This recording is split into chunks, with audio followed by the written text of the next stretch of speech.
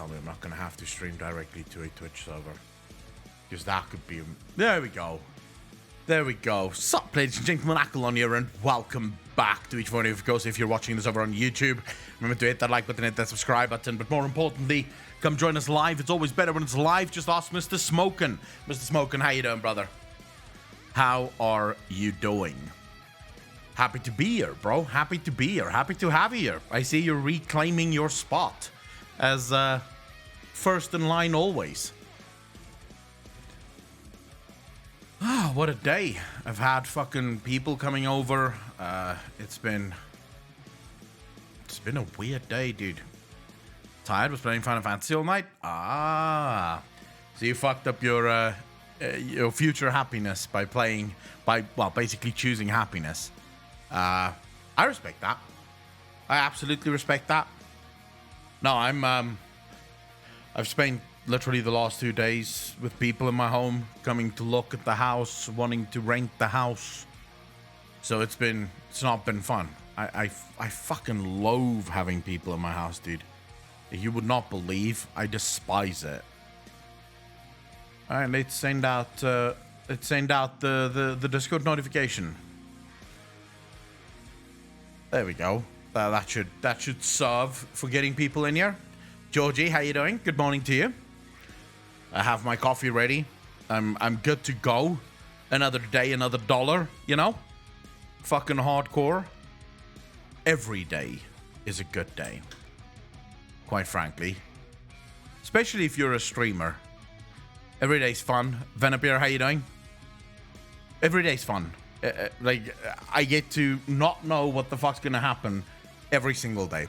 Alieneth, how you doing? Alalieth? Is that how I'm supposed to say your name? Jerry Carver, how you doing, brother? Oliver the Viking, how you doing? My erratic mind, how you doing, brother? Got my new debit card Friday. This year's card was a Master card, so the Mark Station accepted it first try Sunday. Boom. Nice. I've never had a MasterCard. And, Alalith. Okay, there we go. Thank you very much for telling me. Alalith. Midkoto, how you doing? Ursia, how you doing? Eddie Barbos, how you doing, brother? Barbosa, how you doing, man? Very happy to have you here for the first time. Thank you so much for that first time chat. I hope that you will enjoy your stay with us. For those of you that is now getting ads, don't worry. That's normal. Go grab a coffee. We're not going to be talking about anything silly until you get back, and then we'll start talking about the silly shit. I hope your night's going well. X-Snaps, it's not night yet, dude. It's 10 minutes to 3 in the PM for me. Mikey Brandon, how you doing, brother? How's gym going back, bro? Over the Viking, it's going good. It's going well. We did some bench press last night. Or rather, we did chest and triceps last night. So it's a little bit stiff, you know. But I'm at that stage now where I no longer get crippled by the gym the next day. I can feel that I exercised. Local bank is big time now. They're working with MasterCard, so no, I don't have to worry about it getting rejected. Almost every card in South Africa is Visa. Let's just hide all the relevant shit. But yeah, so almost every card in South Africa is Visa. Like this one. I don't think it's rare to see a MasterCard in South Africa. Even my credit card is Visa. Yeah, even my credit card is Visa. So I suppose we don't work with MasterCard all that often here. Good to hear. Keep it up, man. Being fit and healthy feels so fucking good. It does, actually. I didn't want to go to the gym yesterday. I'll be honest.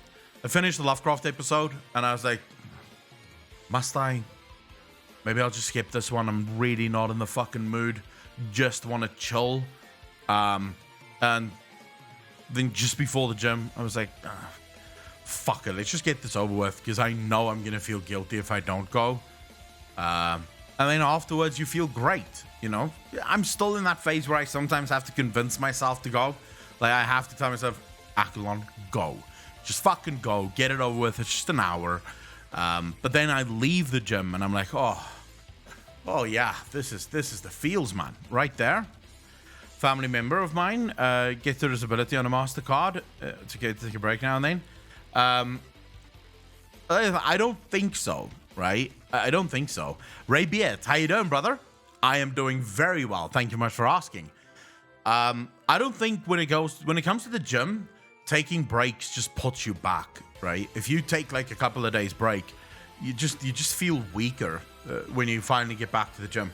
So it's almost better to just fucking go, just keep going, get into that rhythm, keep hitting it, just keep working it, you know. At least for me, I found that it just works better. Went to the gym. I always took one day off a week to rest. I do take days off. Don't get me wrong. There are days where I don't go to the gym. So, for example, I didn't go to the gym Sunday. I wanted to, but I just ran out of time. My old bank, when I lived in the big city, was Visa. Then I moved out here to bumfudge nowhere in 2019. And the local bank's debit card wasn't Visa or MasterCard. It would only work locally, but paying for stuff in other towns or on the net could be a pain in the backside. I'm still flustered when people say local bank. We don't have local banks here.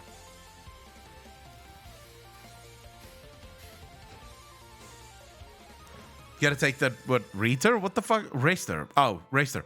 I genuinely just looked at that and went, Reater? Is that an English word? I don't know. Shay, I don't think Blizzard is gonna stop shitting the bed. I don't think so. I mean, they've gone from removing things that people could probably say, hey, not too bad, I suppose, to now just removing things that makes no fucking sense to anyone.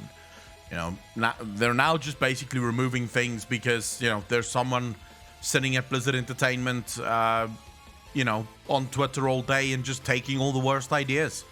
It's a local country bank, been in business since 1897. It's the oldest building in the county. We don't have that here. All of the local banks that we used to have basically been bought up by, like, the 5 major banks in the country. Speaking of Echo, my local bank did me wrong. They open in 5. Wait, Matt, what do you mean they open in 5? And how did they do you wrong? It's mind-boggling how much Blizz doesn't get this or see it. Of course they don't see it. Of course they don't see it. The issue when it comes to companies like Blizzard Entertainment is they've sat inside fucking inside California smelling each other's farts for too long, and now they're all brain damaged, right? So they're basically all just, they're coming up with bullshit and sort of throwing crap around because they think that's what genuine people want. At the end of the day, it's going to end up at a point where no one's going to play the game anymore. People are just going to move on. They're going to be like, nah, I tried this. I can't keep doing it. And I can't blame people for that. Clariette, how you doing? Blue Fairy, how you doing? That's what I'm saying. It's ridiculous. Half the stuff must be over my head because I don't even know why they were removed. No one knows why they got removed. Incorrectly charging NSF overdraft, mate? Ah. Alright. I can see that. But you have to go into the bank to get shit like that fixed? I don't. I genuinely go on the banking app and I click on a charge. If it was double charged, then I just go charge back. And the reason I say it's been double charged, and they reverse it. In fact, most of the banks in South Africa don't want people to come into the bank anymore. You know, so they're actively trying to discourage people to come into the bank. They're moving most of their shit away from the bank. You know, so for example, they charge incredible fucking amounts. If you want to, say, for example, deposit cash in the bank, right? They really charge a crazy amount of money for you to deposit cash in the bank. If you go into the bank to get stuff done, most of the time the teller will just tell you, sorry, sir, can't do that for you here. Go to your nearest ATM and go do it there. Or go in your app and do it there. Because I'm blonde and beautiful? That makes sense. That makes sense. So you're basically saying I can get shit for free if I go to the bank. So the plans there have some right fitting clothing. That makes sense. My bank's ATM lets you deposit cash without going to the bank. Yeah, we do the same here. You can just walk up to any ATM and just deposit your cash there if you need to. There's like a limit. It's about $2,000. So if you want to deposit more than $2,000, you have to go into the bank. But otherwise, you can just do it at an ATM. And most everything is on the app anyways. So for those few things that I don't need the app for, or can't use the app for, I'll just phone the bank and they can do it over the phone. And I don't have to even pay for that phone call. You literally phone them on the app. Or you just tell them, phone me back, and about 5 minutes later, someone phones you back and go, excuse me, sir, how can we help you? So I fucking love it. I love the banking in South Africa, but I'm with the bank that has won the technology award, like I think 5 years in a row. It's First National Bank. It's like FNB. They are the bank to be with.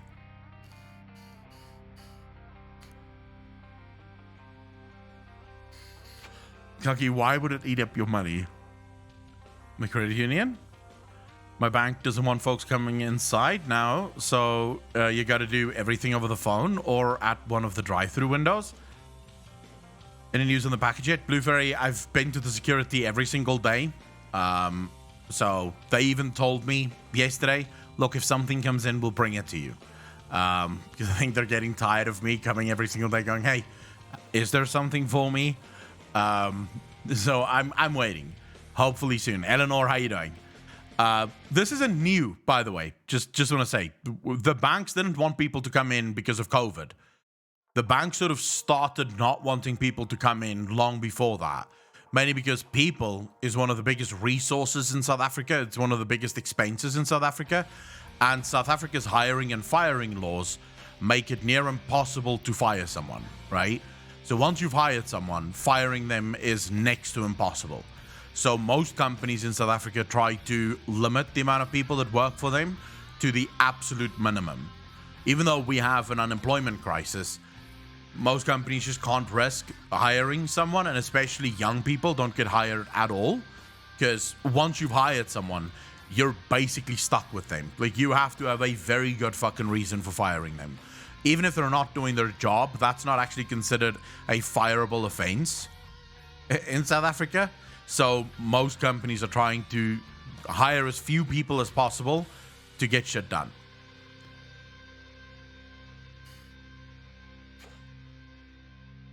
That I live in the southeast US? What's the difference, Mathab? Job security must be nice. Eleanor, nice for the people that actually do get a job. Very bad for the people that wants to get a job, right? Was that out of the dress code? Out of what dress code? It's gel acrylic nails day one. I mean, you could get gel acrylic nails done, I suppose. Most of the folks in my bank are anywhere between 45 and 70.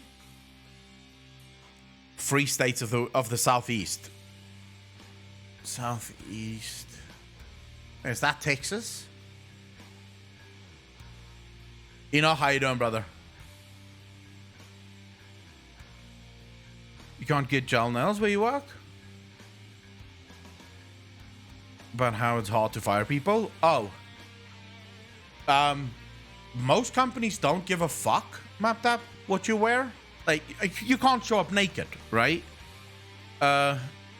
If you go in out of code, you're fired.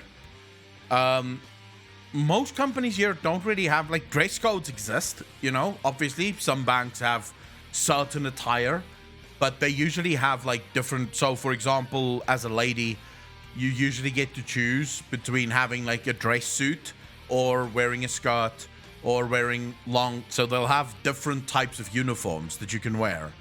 So they'll have dress codes, especially in banks. But then a lot of companies don't. Like, you can show up whichever way you fucking want. As long as you can do the job, you're fine, I suppose.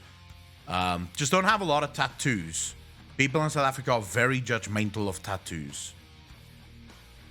Yeah, you likely don't want to have too many tattoos going.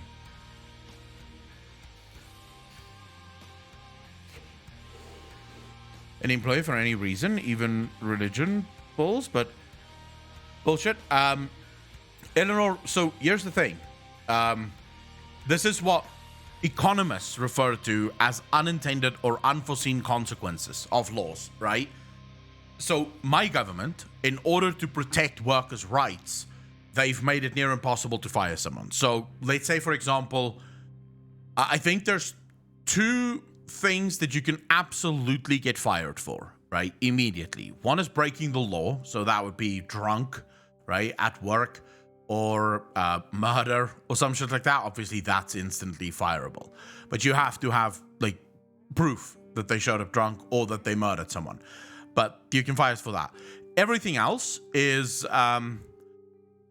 3 warnings. So it needs to be 3 warnings. Warnings expire after 6 months, or 12 months in some cases. So 3 warnings, and then you start the procedure to fire them. And even then, it can be disapproved by the CCMA, right? So the CCMA can absolutely step in and say, no, his offenses weren't egregious enough to fire. So you're going to have to figure something else out. Or you're going to have to pay him an incredible amount of money, like 3 months or 6 months salary, just to get rid of him, right? So it's very difficult. And they wanted to protect worker rights. What they didn't realize is that now companies just don't hire. South Africa has the highest youth unemployment rate in the world. Youth ages 18 to 35, the unemployment rate is 75%. Why is that? Because the company's not going to take a chance on an 18-year-old that they don't know if he's any good, if he knows what the fuck he's doing. So the company just goes, yeah, won't hire. Because if I hire you and you're shit, I can't get rid of you, right? I'm stuck with you. I have to pay your salary, but now I have to hire another person to actually do your fucking job because you can't do your job. The downside is always that. You will never find a way to have job security without basically, because here's the thing, 75% unemployment rate. That means that the job security only goes for 25% of the people that could actually find jobs. So the majority gets fucked, right? The majority gets fucked. They don't find jobs. So what's the point? The law is effectively hurting the very people that it said it needs to protect. The best way you can do it is just not have that law. So in other words, you make it as easy as possible for people to fire and get rid of employees. Why? Because then the majority has jobs, right? The second you start fucking with that, you generally hurt more people than what you actually save. But if you got a reasonable resume and are almost 30, map that again. In order to get that reasonable resume, someone at some point would have had to take a chance on you. And considering how hard it is to actually get a job, most people don't take that chance, right? Because they don't want to risk it. They don't know if you're going to be good. If you have a degree, it's a different discussion, right? When you have a degree, South Africa has such an immense skill shortage. Yeah, if you have a degree, you're almost guaranteed a job in South Africa. But most of the people in South Africa don't have degrees. Most people in South Africa don't even finish high school. So for 4 years, so people would take me seriously. I mean, my country needs so much. South Africa is a fucking shithole, dude. My country needs so much fucking reform, and the government isn't interested in reform. Alex, how you doing, bro? Best solution is just to have a 3 to 6 month trial. If they can provide what's needed, keep them. If not, they are out. They have a 3 month trial period in South Africa where you can fire someone within 3 months.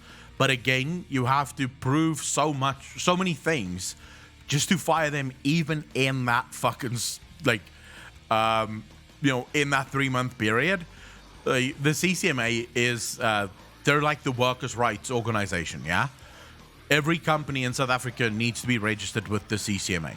Yeah? Basically, when you fire any worker in South Africa, they can walk to the CCMA, and the CCMA will, for free, represent them. And basically make your life a miserable living hell. Because the CCMA is a government department. It belongs to the government, so they have, well, I would say endless resources, but we are talking South Africa. They don't have endless resources. But they have the resources to basically stretch things out and make your life miserable. We do have some temp agencies. Some. I know my brother's company, they've used temp agencies before. I've never really looked into it. But we do have some, yeah. I would never want to have a small owned business in South Africa. I mean, so the truth is it's bustling, you know. Entrepreneurs is absolutely fucking exploding in South Africa, mainly because it's so hard to find work. So most people go into the entrepreneur, you know, small business area. But yes, it becomes quite tricky whenever you get to the point where you need to start hiring people. No, you don't have to, say no offense, MapTap. I hate my country. Don't even get me started. I think South Africa is a miserable place to live. It just, yeah. It's definitely, in terms of my beliefs, South Africa is the worst place for me to live.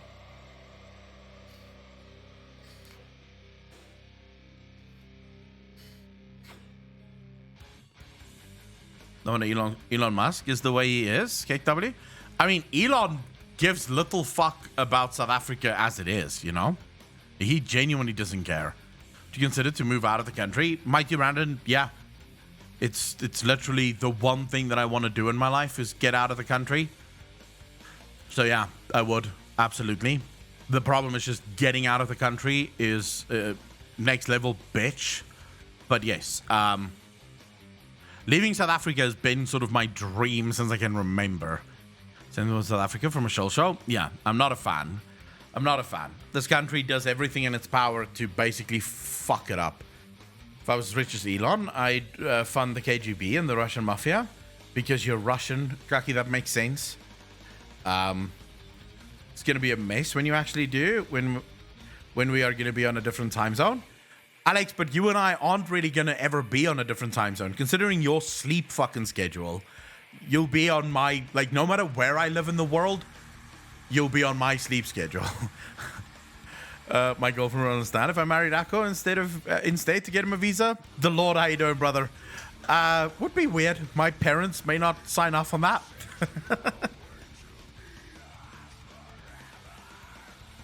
So, Dad, I'm marrying this dude, but you know, not for love, just for a visa. My dad would immediately ask me, "You can't find a nice fucking lady to marry instead?" Koa, thank you for the follow, dude. Really appreciate that. Oh yeah, Alex is right. I think your time is just like 1 hour ahead of mine. It's no, we're the same, Kucky. Same past 3 year where I am. Julo, how you doing? No, welcome back. Next level of Shill Show incoming. What do you mean next level of Shill Show? Digit. What do you mean? Yeah, well, we're on the same one until you guys change your fucking things. Like whenever you change your watches, that's when it changes for us, because we don't change our watches here. Why map that? Blizzard is taking away some of my favorite flirts in WoW. Esoteric Boyo, Blizzard is taking away everything. What happened to Anne? Heard it yesterday at the gym. We were busy bench pressing, and I felt small pop. Like, it's not crazy hurt, but I could feel that this is gonna give me some trouble. So I'm wearing this more as precaution. Hey, sexy lot. I don't know. You just mentioned about next level of moving into another country. Requote with next level of Shill Show incoming. I'm out. Going to get my fucking money back. Good luck to you, MapTap. Good luck to you. Final Fantasy and some Monfilia. Sorry, spelling. Let's not talk about Monfilia. Let's not talk about Monfilia. How about you don't say bad shit about my wife? CDJ, thank you for seeing what's up, dude. Really appreciate that. 25 months in a row. Thank you, thank you, thank you. Good luck, Mapped Up. I fucking hate going to the bank. I have a waifu, Minfilia. Everyone knows Minfilia is the hottest fucking girl in the world. Sir Emmerich is all mine. You can have him. Wood. You can fucking have him. May Jupiter be with me? Okay. You want to take an entire planet with you to the bank? That's going to be interesting. There's already next level chat, indeed. Yeah, I mean, fuck, I would love to move to another country, dude. It would be so awesome. I should just start finding out how hard it would be to move to Ireland, to be honest. I should just start finding out.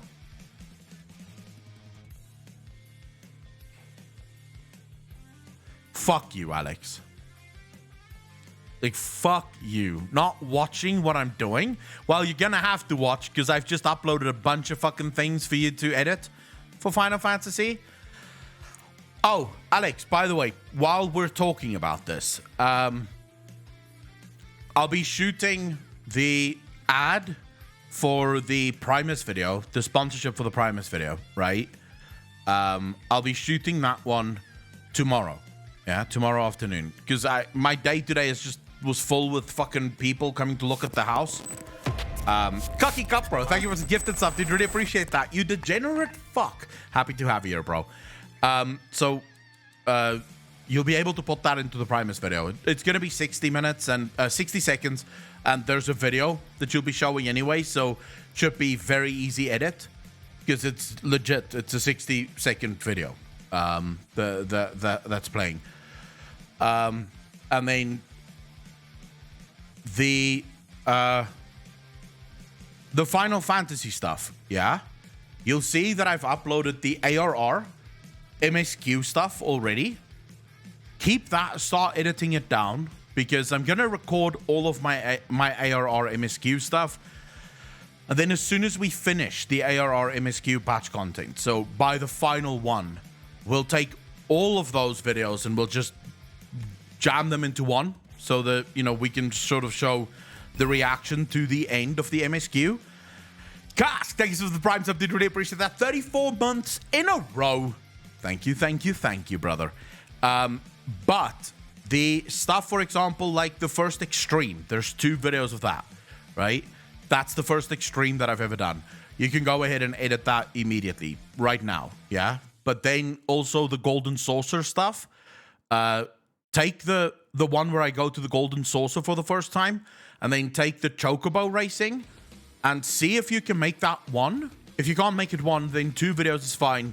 You know, Akalon discovers Chocobo racing, but then also the Golden Saucer one, where I try out all of the different games. Like you can edit those either as one or separately, depending on how much there is there. So yeah.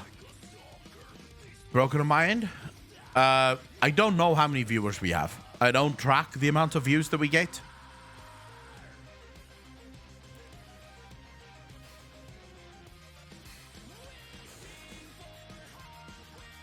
I'm so screwed up in Final Fantasy Echo. So how I'm level 31 and just finished my level 30 job quest, but I'm still on the level 17. It happens. It happens. Don't worry about it. It happens. Mrs. Moken, just keep doing what you're doing. It'll be fine. I promise. It'll be fine. It eventually all fucking works out. Hopefully everything smooths out soon. I mean, my plan moving to Cape Town is to reset my schedule to go back to evening sleep, you know, so that I actually go to bed at, say, 12 or 1 a.m. in the morning and actually get to sleep when it's fucking dark. Waking up, say, at around 7, 8, 9 a.m., go to the gym immediately, make some videos and shit, and then start streaming at same time that we always do, but then stream all the way through till, say, 9, 10 p.m. in the evening. That's the plan, at least, so that we can have 8, 9 hours of stream time every day without having to break it up with going to the gym for a period of time for work in 9-15 days. So I had a lot of work to do. That's why I wasn't on streams much. Kucky, are you looking forward to it? Have you tried Warlocks and Epic BGs? In WoW, of course, the PvP talent Bane of Havoc is just overpowered beyond any point. Blue Water, no. I haven't played WoW in, what is it now, 2 months? I think it's 2 months since we've last played WoW. No. When did this shit with Blizzard happen? Like, when did the lawsuit and stuff start with Blizzard?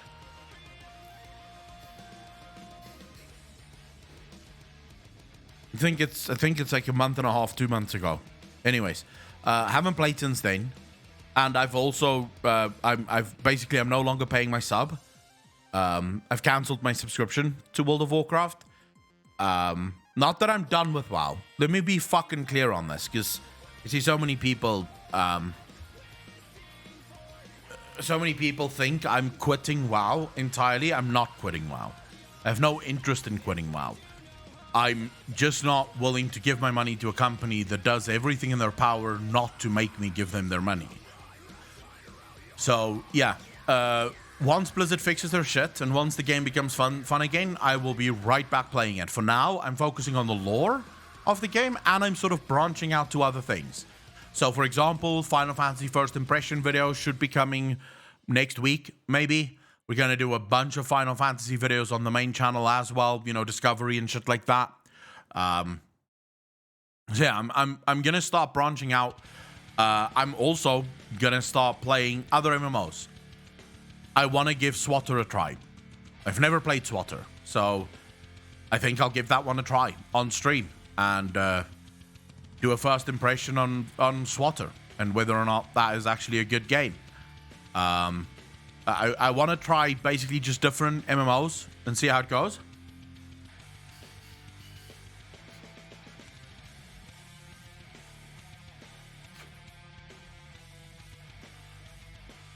Kaki, do you need the Red Light District in your life? Pyro made his first lore vid on Final Fantasy. Alright. Happy for him.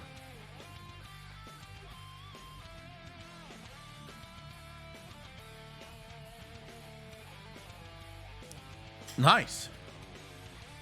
Universe, I have no interest in SWATer, but I've heard it's a really good game. I mean, I'm gonna give it a go. I'm in love with the SWATer universe, or with the Star Wars universe. So I'm absolutely willing to give it a go and see what that game is all about. Especially in 2021, right? It's a very old MMO, so giving that a go. Probably gonna give ESO a go. Gonna try Guild Wars 2, see what that's like. So basically, we'll be trying every and all games that you guys love and that you guys want to see me play, especially when they're MMOs. We'll give all of them a go, and we'll see what the MMO genre is like. But at its base, let me just be clear, we will be playing Final Fantasy a lot too.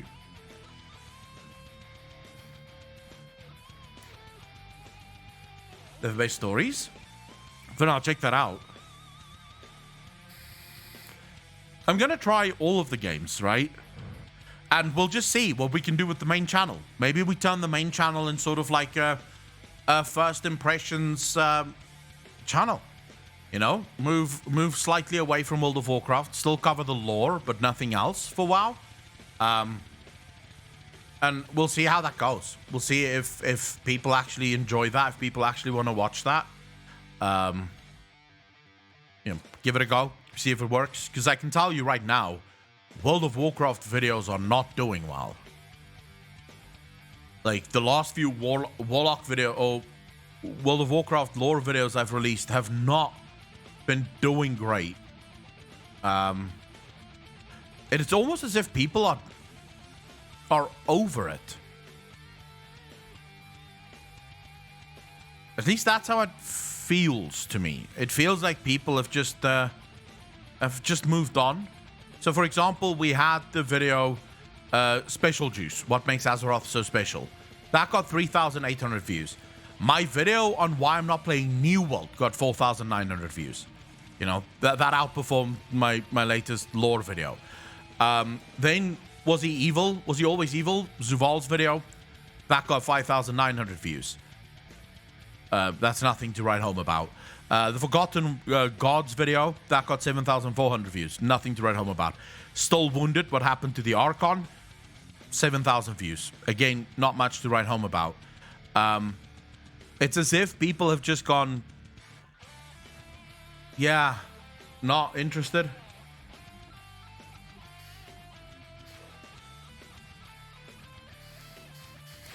Then I'm looking forward to it. Everyone tells me that SWTOR has some of the best storylines in MMO games ever.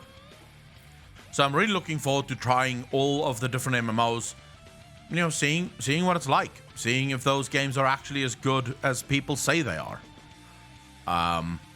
You know, can only try and see if it works out. Oh, I don't count. I don't count Disney Star Wars as Star Wars. Star Wars had 6 movies. That's it. There was no other Star Wars movies as far as I'm concerned.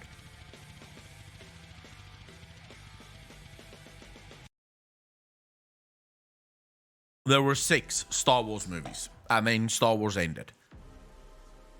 Just fuck the new Star Wars. I am so fucking sorry, but you cannot tell me that someone just picks up a fucking lightsaber and suddenly knows how to wield it, never gets any training in the Force, but can use the Force. Who gives a fuck, right? At that point, you're just like, okay, you're just fucking the lore now. Jedis are supposed to train for years to actually get it right. You know, Anakin was considered to be very fucking powerful, and he had no control over the Force. He needed training in order to learn how to control the Force. So it's just like, no. I'm sorry. I will not fucking watch that. You are destroying the lore, is what you're doing. And then they turn Luke Skywalker into a little bitch. It's like, oh my fuck. Luke Skywalker just became the biggest little bitch on the planet. And it's like, bro, you know this used to be the hero, right? You know that this guy is a hero. You could have done him better than that. So, yeah, not a fan of the new Star Wars at all. And Anakin's father...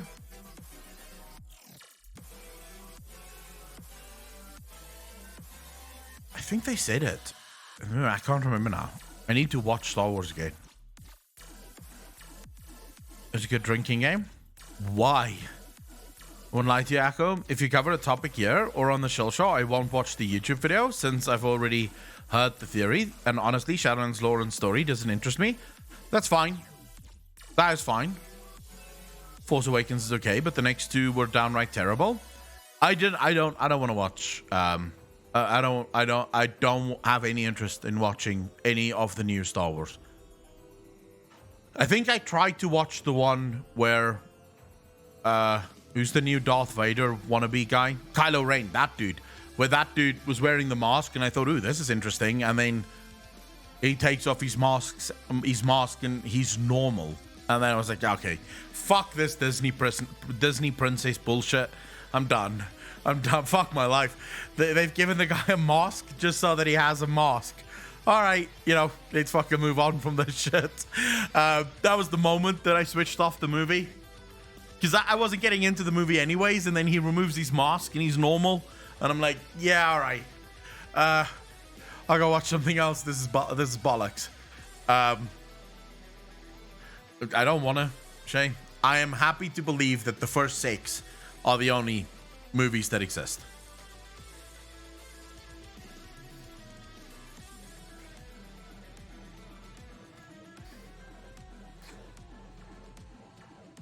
To piss off his dad, you should check the old stories from Star Wars. You're gonna love the Immortal Emperor Valkorion. I'll check it out. Spin-off for episode 4. No, he knows need to be normal. So I just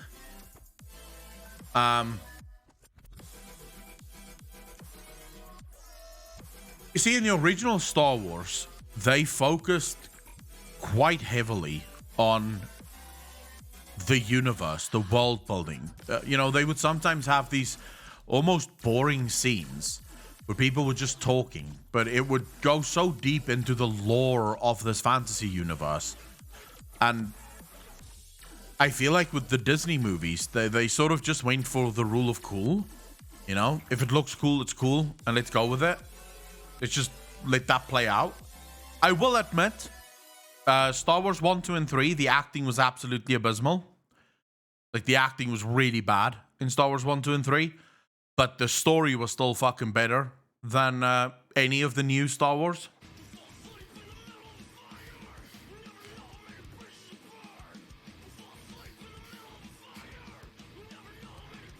For lols, level 10. Got 2.6 levels from one island. Took 20 minutes. Boring though. I mean, islands is boring to begin with. Islands aren't really that great, so...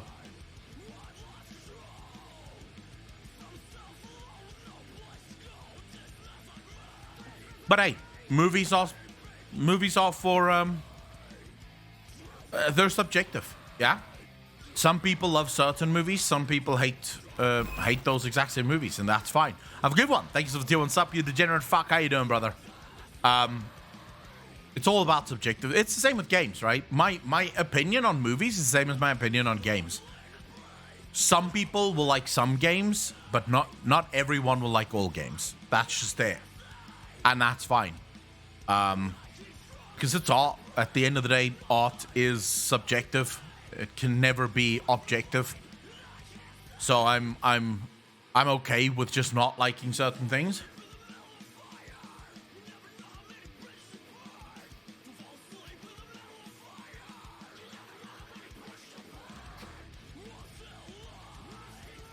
There was nothing really given back. There was a Nihilus statue standing even.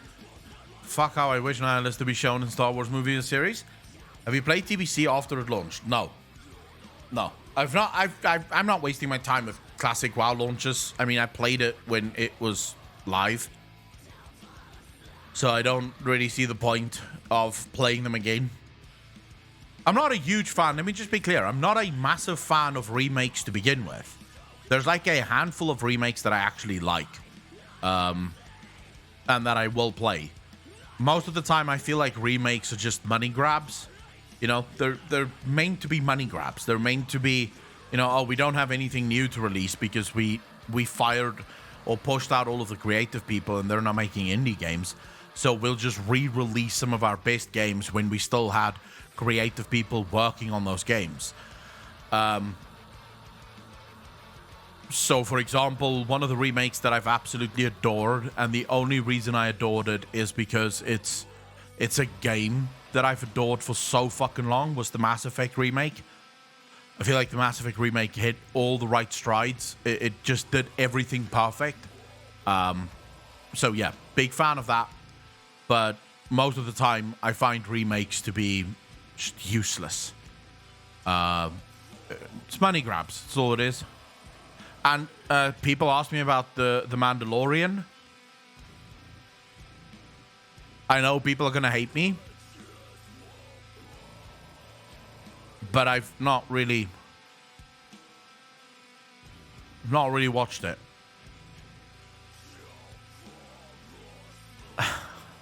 I've not really watched it. I sort of tried to watch the first one.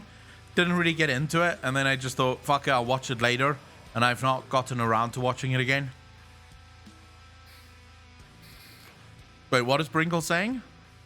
What if 10.0 is the final WoW expansion, and it will finally start to answer all the questions, plot holes in the story? Pringles, I doubt that. I highly doubt that. I mean, look, Blizzard is going to ride the train for World of Warcraft until it dies. They will absolutely keep riding that bus until the wheels come off. I don't think Blizzard understands why players are upset. That's really the biggest reason why I don't have much hope for the future of World of Warcraft. Because all of these changes are great. Don't get me wrong. It's great changes. It's perfect changes. Nothing wrong with that. The problem is, why are you making those changes? Do you understand why these changes are important to players? Do you understand why players are asking for these changes? If you don't understand the why, then it means you're just going to keep throwing shit at the wall and hoping that it sticks. Yeah?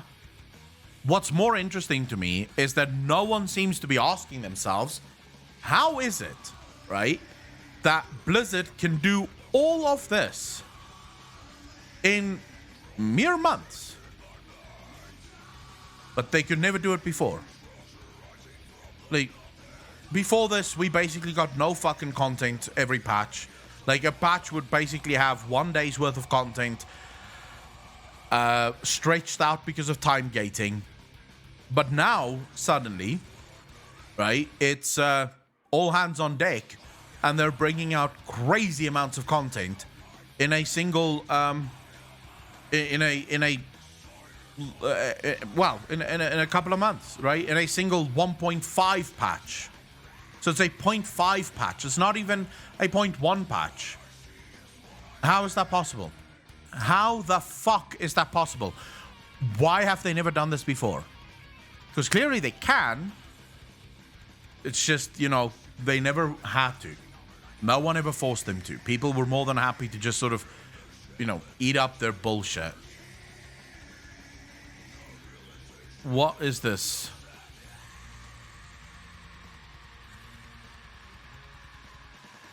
House of the Dragon. Is this a game? Alright, I've never seen this game, but I'm willing to give it a go. Let's see. Wait, is this the Game of Thrones game? No way. No fucking way.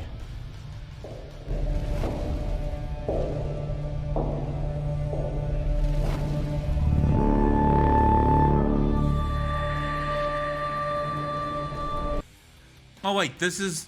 Why do they say game trailer year? They say the best games are year. Oh, this is a movie trailer. We're almost guaranteed gonna get fucking copyright strike, but let's watch it. 200 years before the fall of the throne. Gods. Kings.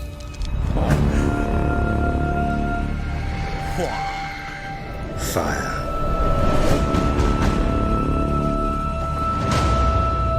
And blood.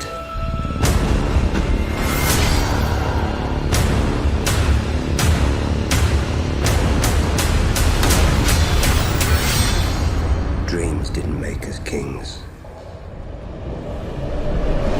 Dragons did. Alright. I can get behind this. This looks good.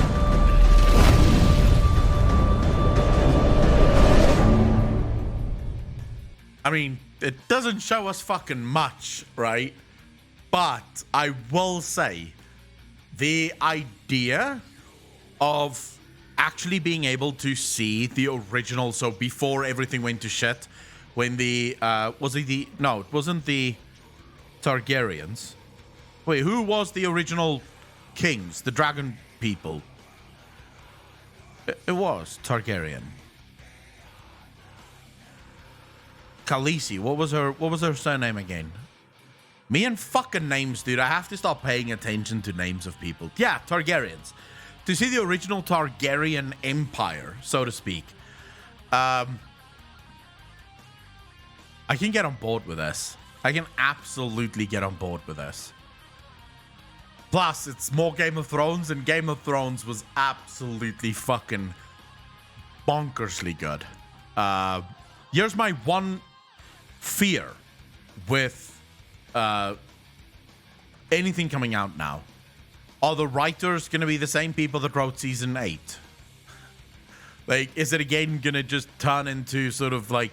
Because here's the problem, right? Mostly with spin-offs, you sometimes get... Like, it's not as good as the original.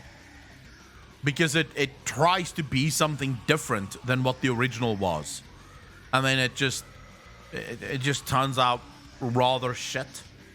So I'm a little bit stressed for that, but then again, it's the dragons, dude. It's the Targaryens. It's back to the Game of Thrones. Oh, yes, please. Yes, fucking please. Yeah, I can absolutely get behind this. The trailer interests me. I am very interested in this. Plus, let's be real. Game of Thrones has always been gory as fuck. Who doesn't love that? Is this a story that he has already written, though? Like The Hobbit? I think so. I think this has already been written, yeah. Season 7 and 8 of the Game of Thrones were a mockery. I liked 7. 8 was a bit rushed. But I didn't hate 8. Let me just be clear. I didn't think that Season 8 of Game of Thrones was horrible. Right? I just think it was rushed. They clearly wanted to end the show. And so they just skipped over so many fucking storylines to get to that ending.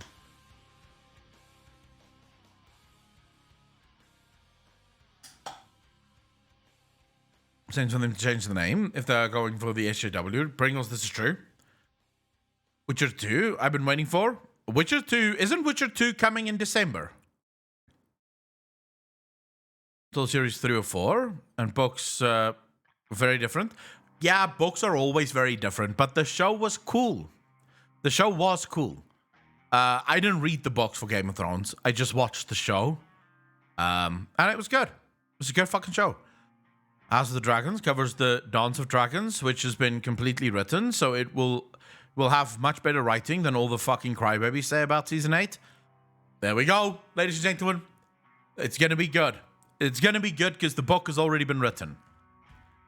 I'm still waiting for Foundation to finish up so I can actually watch that show. Why is there still places that like this episode by episode launch? The official, how you doing, brother? Could you give my song a listen and some feedback? Yeah, I suppose, although I'm not really good with music feedback. I don't really listen to a whole bunch of music. I just have music playing in the background and that's it. Why would I not waste my time on Foundation? According to my friends, Foundation is fucking brilliant. Oh, if you want to link me stuff, you have to link it in Discord. Sorry, I always fucking forget. You have to link it in Discord. Only subs can link stuff in stream. Bay, how you doing, brother? We didn't really have a Blizzard discussion. I mean, we've been having a Blizzard discussion for the last 54 minutes on and off. Like, we're talking about this, and then that, and then this, and then that. And it goes sort of all over the fucking place. Ferorius, thank you much for removing the time up, bro. Really appreciate that.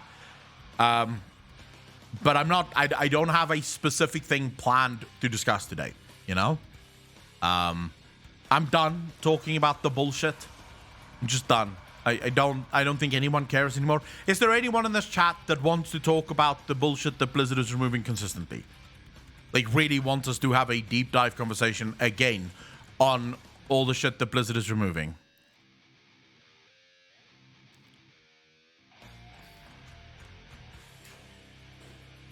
It's a good thing then that I didn't read the book series, Mr. Smokin'.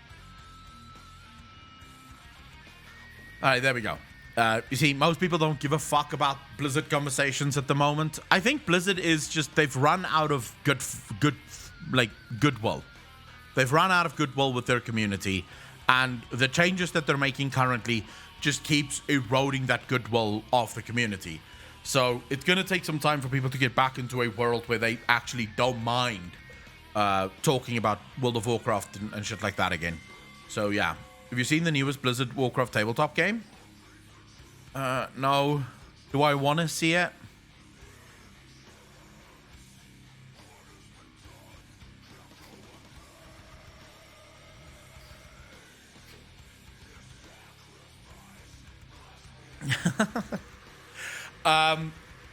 Kilimanjaro.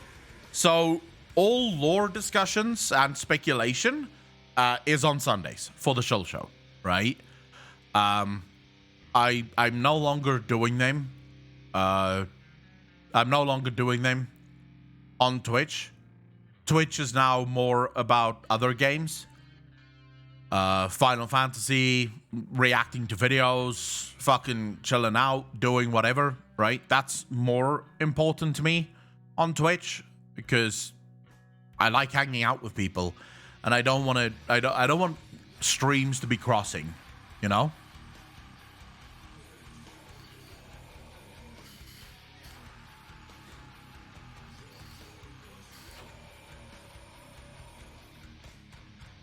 Like, I want to keep the Shill Show for the lore. So basically, when you guys come up with things that you want to see, I usually make notes of them, right? So if someone in chat asks me a lore question, I will note that down, and I'll sort of prepare that for a Sunday Night Shill Show. Yeah, so that we have a nice Sunday Night Shill Show. By the way, how did you guys feel about the Sunday Night Shill Show? The whole, you know, just full-blown World of Warcraft lore and speculation and discussion, and then moving over to Twitch to have sort of the after show on Twitch. Is there any sort of feedback that you'd give when it comes to the Twitch after show? Things that you would want to see on the after show?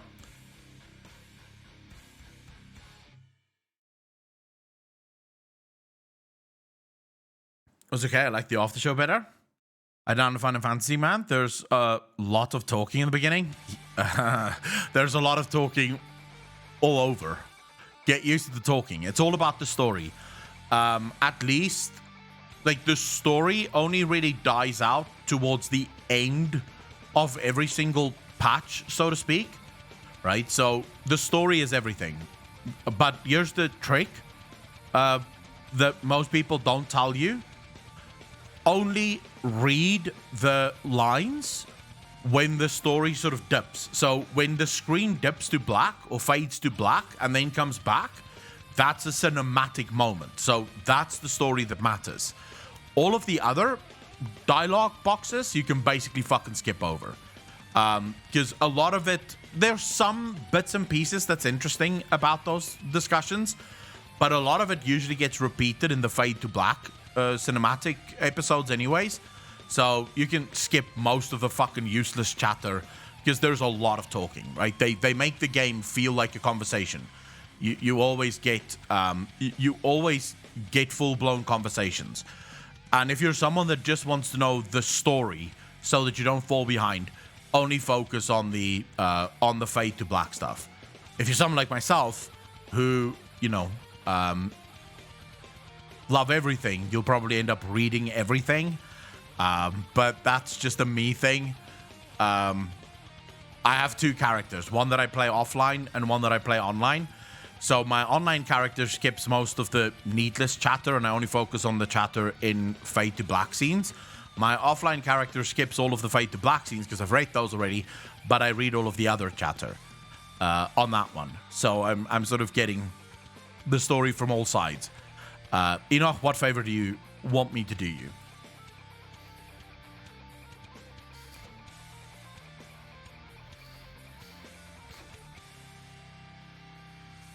Alexis, you were literally shaking. I'm so happy to hear that. I didn't know I would have that effect on people. Woody plays disagree with what?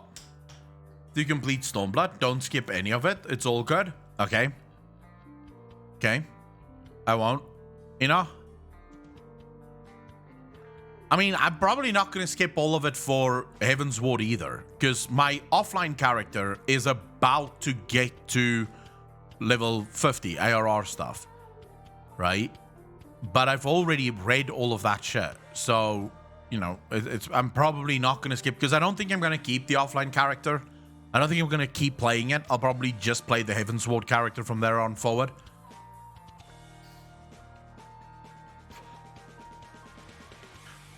I do have a couple of videos that I want to watch.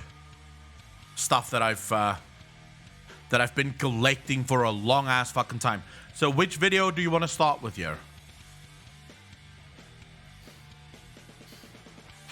So Woody plays the reason I give people that sort of advice is once the story grips you, you'll probably read all of it anyway, but you don't need the sort of just average stuff, right? You don't need the average conversation in order to follow the story, because most of the story happens in the fade to black cinematic moments. I'll show you when we're playing what I'm referring to. Most of the story happens in those moments anyway, but what I found for me, at least, is as soon as the story gripped me, I wanted to read everything anyway.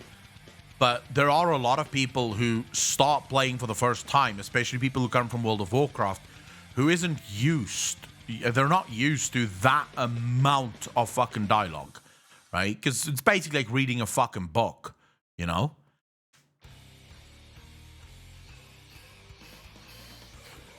Now said, yes, I've seen that. We covered it for the Lovecraft episode. We covered it in the Lovecraft episode for patrons. And I have sort of given my I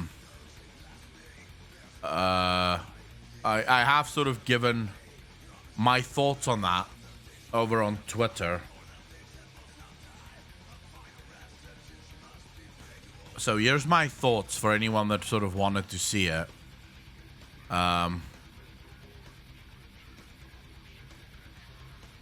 It's fun to see the Shoals bending over backwards to defend Blizzard's recent removals from the game. Gotta keep that early access privilege alive.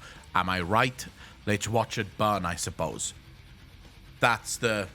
that's my thoughts on it. You killed the... No, I haven't killed Leviathan yet. I haven't even opened Leviathan yet. We'll open him today. Praetorican, yeah, last night at the gym. It's not bad, but I wanted to keep it just wrapped, just to make sure that it doesn't get worse. Because I don't want to stop missing gym at all. So, and it doesn't really, it's not too bad, right? It doesn't really affect my ability to do shit. But all right, so let's quickly see here.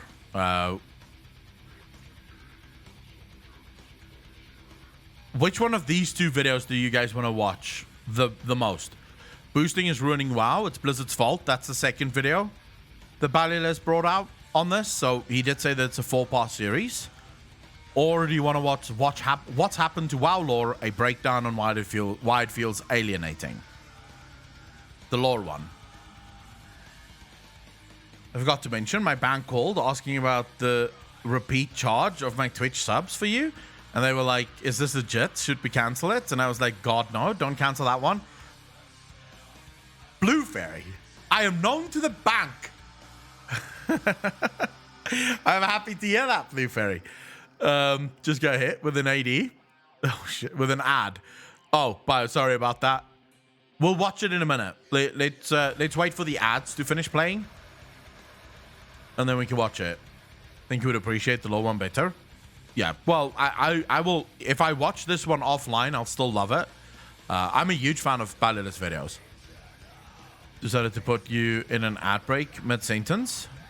Never mind, I'll quickly do it.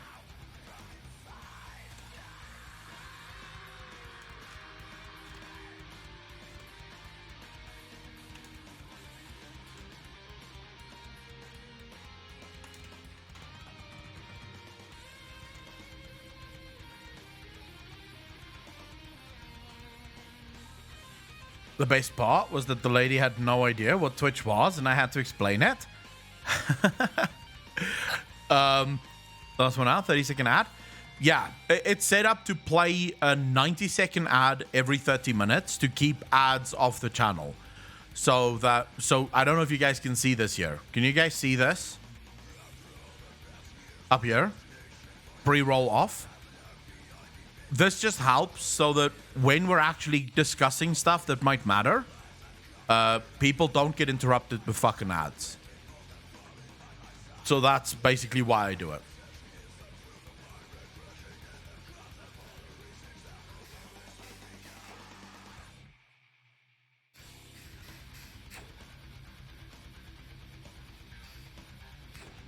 if I don't do this, you'll get ads during actual discussions.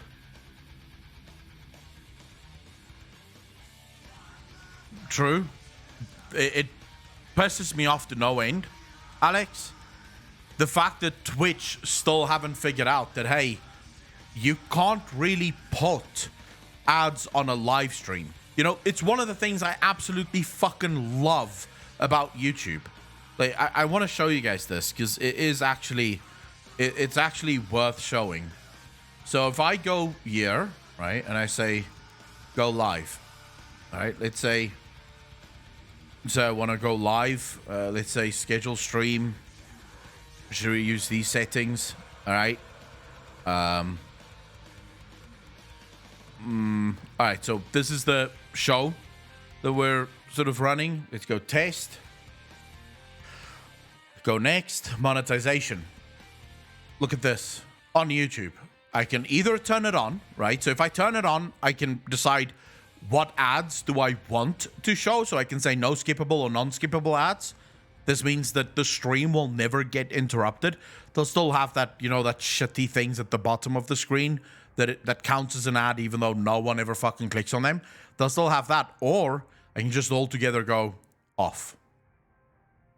Not a single viewer has to fucking contend with ads. Not a single viewer has to worry for a moment that they're going to get fucking blasted with an ad in the middle of a conversation. And I run all of my streams like this. Off. Because not people will super chat. The stream will be paid for by viewers if they want to pay for it. I don't need ads to run, right, in order to get it done. It's just so fucking annoying that YouTube doesn't, that Twitch doesn't have this.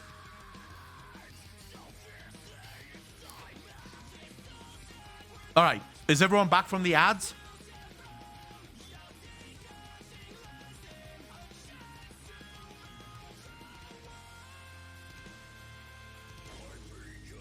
Echo, I'm curious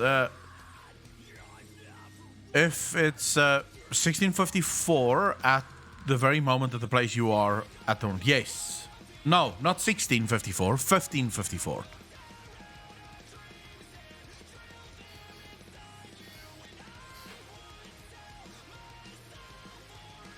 There you go. That's my local time. Sort of weird that they do, like, is it only South Africa that does 24-hour time? Why would they not do 24-hour time? It's much easier to read than the 12-hour time.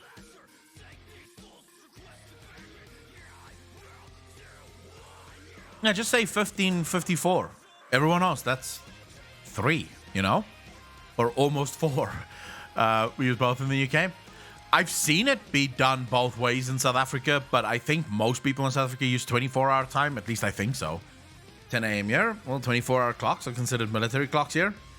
So fucking weird. You have to do math. I don't have to. Like, if I look at it, I go 15. Oh, that's 3. Never mind. 17 is 5. You know, it's easy. Only weird in the USA. EU countries except UK use the 24-hour time. Tried Solo Island. Almost as much fun as scratching your balls with a red hot poker. Not going back for that one. Of course, CDJ. Why are you even trying it? In America uses that besides the military. I made it do PM because people that don't use 24-hour time have a harder time understanding than people. That's true, Alex.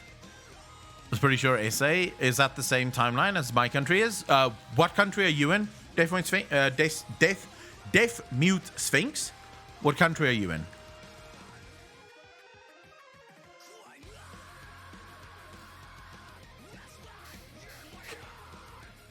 Fumble Jerry, how you doing, bro?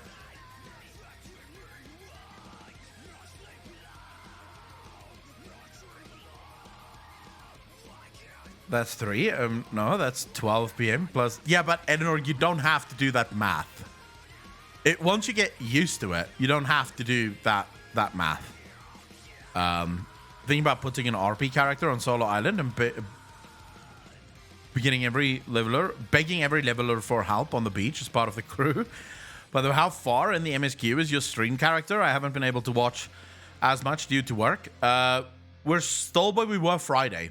I haven't played any more since Friday. I can't remember, but we're still trying to unlock Leviathan.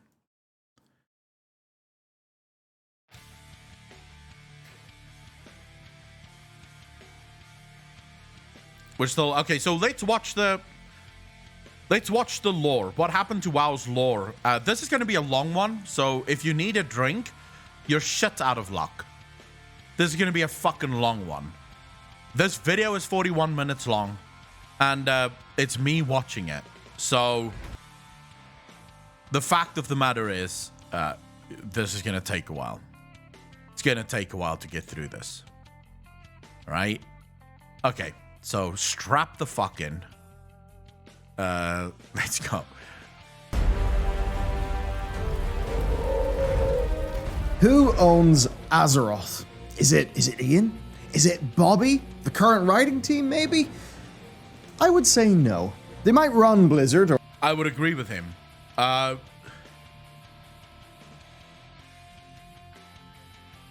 Say, for example, let's take this to a different world, right? Let's take this to art.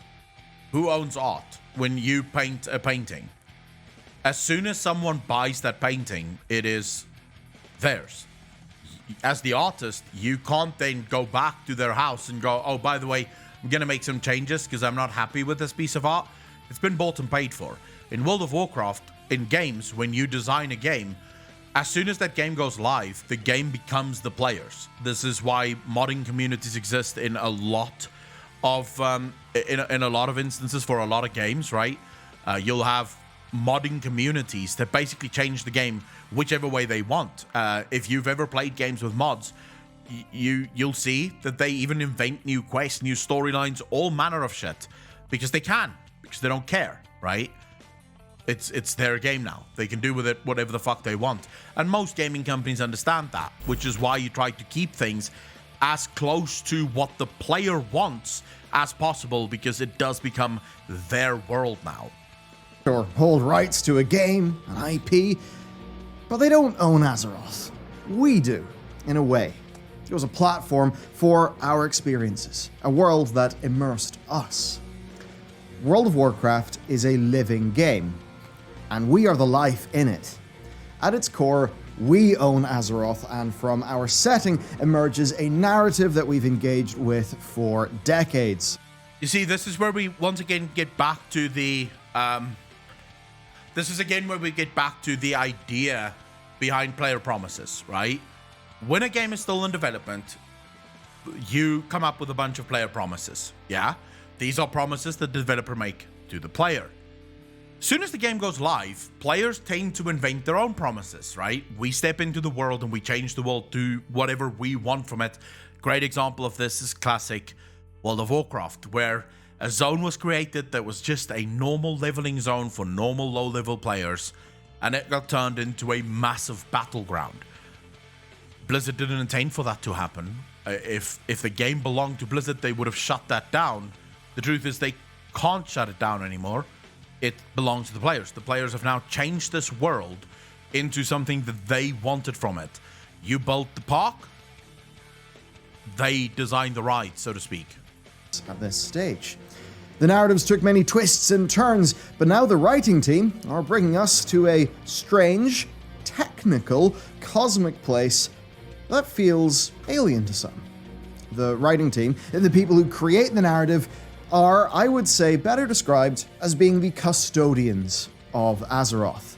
They are the people we should trust to continue the legacy of World of Warcraft into the future.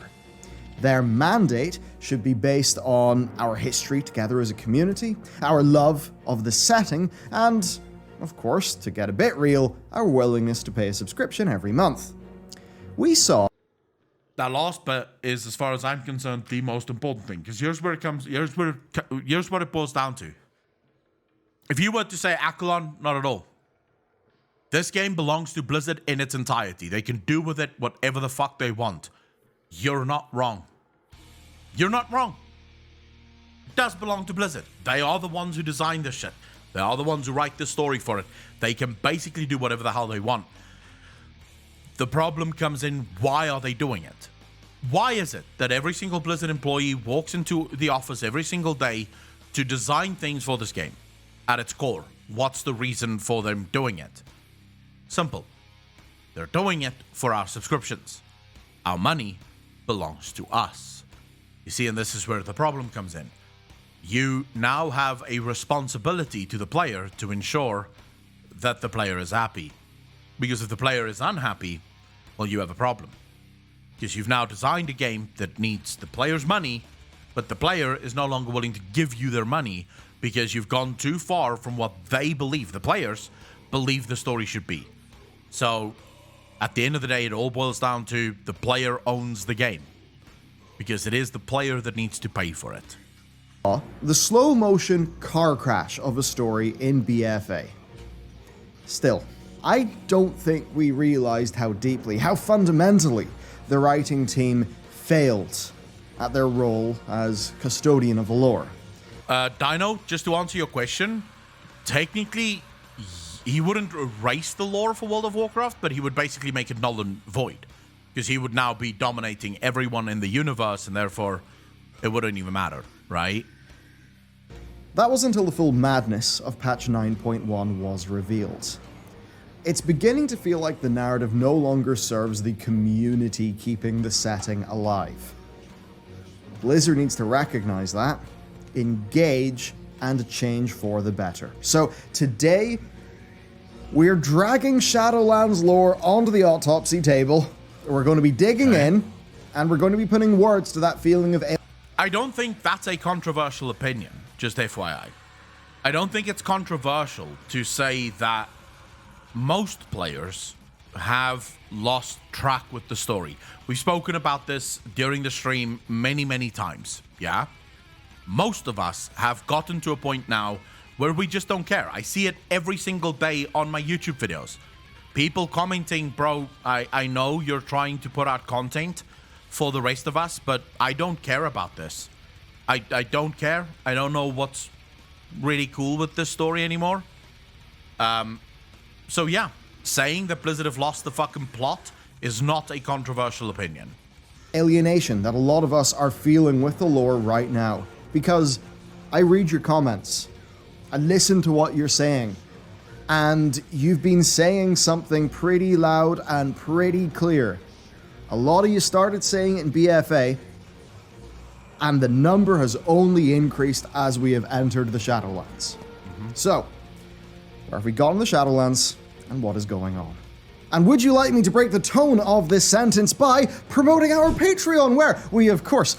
Alright, and in order to answer that question, I tag videos for watch later so that I can watch them on stream. And oftentimes it happens, for example, this video got put on the watch later list, I think a day ago, 2 days ago, something like that.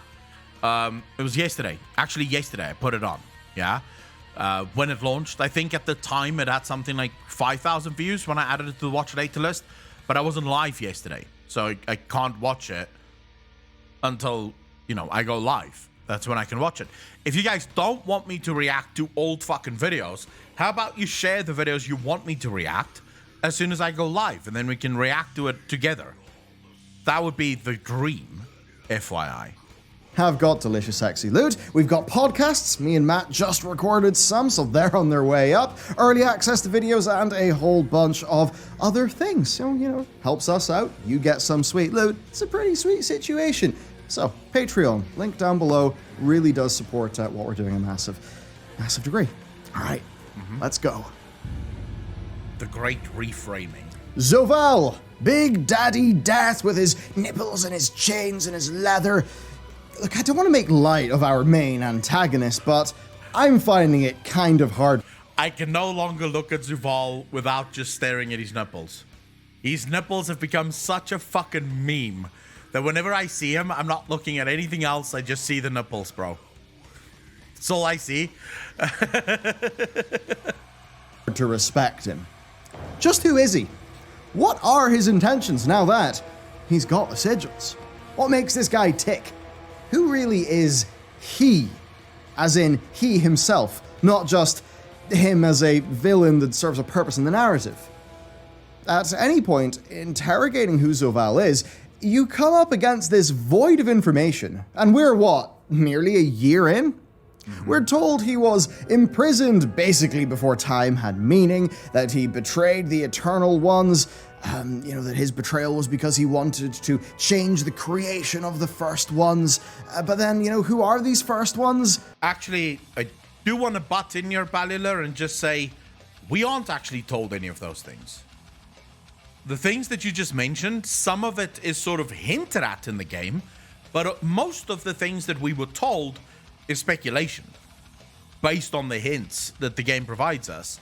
If we really want to ask ourselves why was Zuval banned, and we only go based on what the game says, the answer is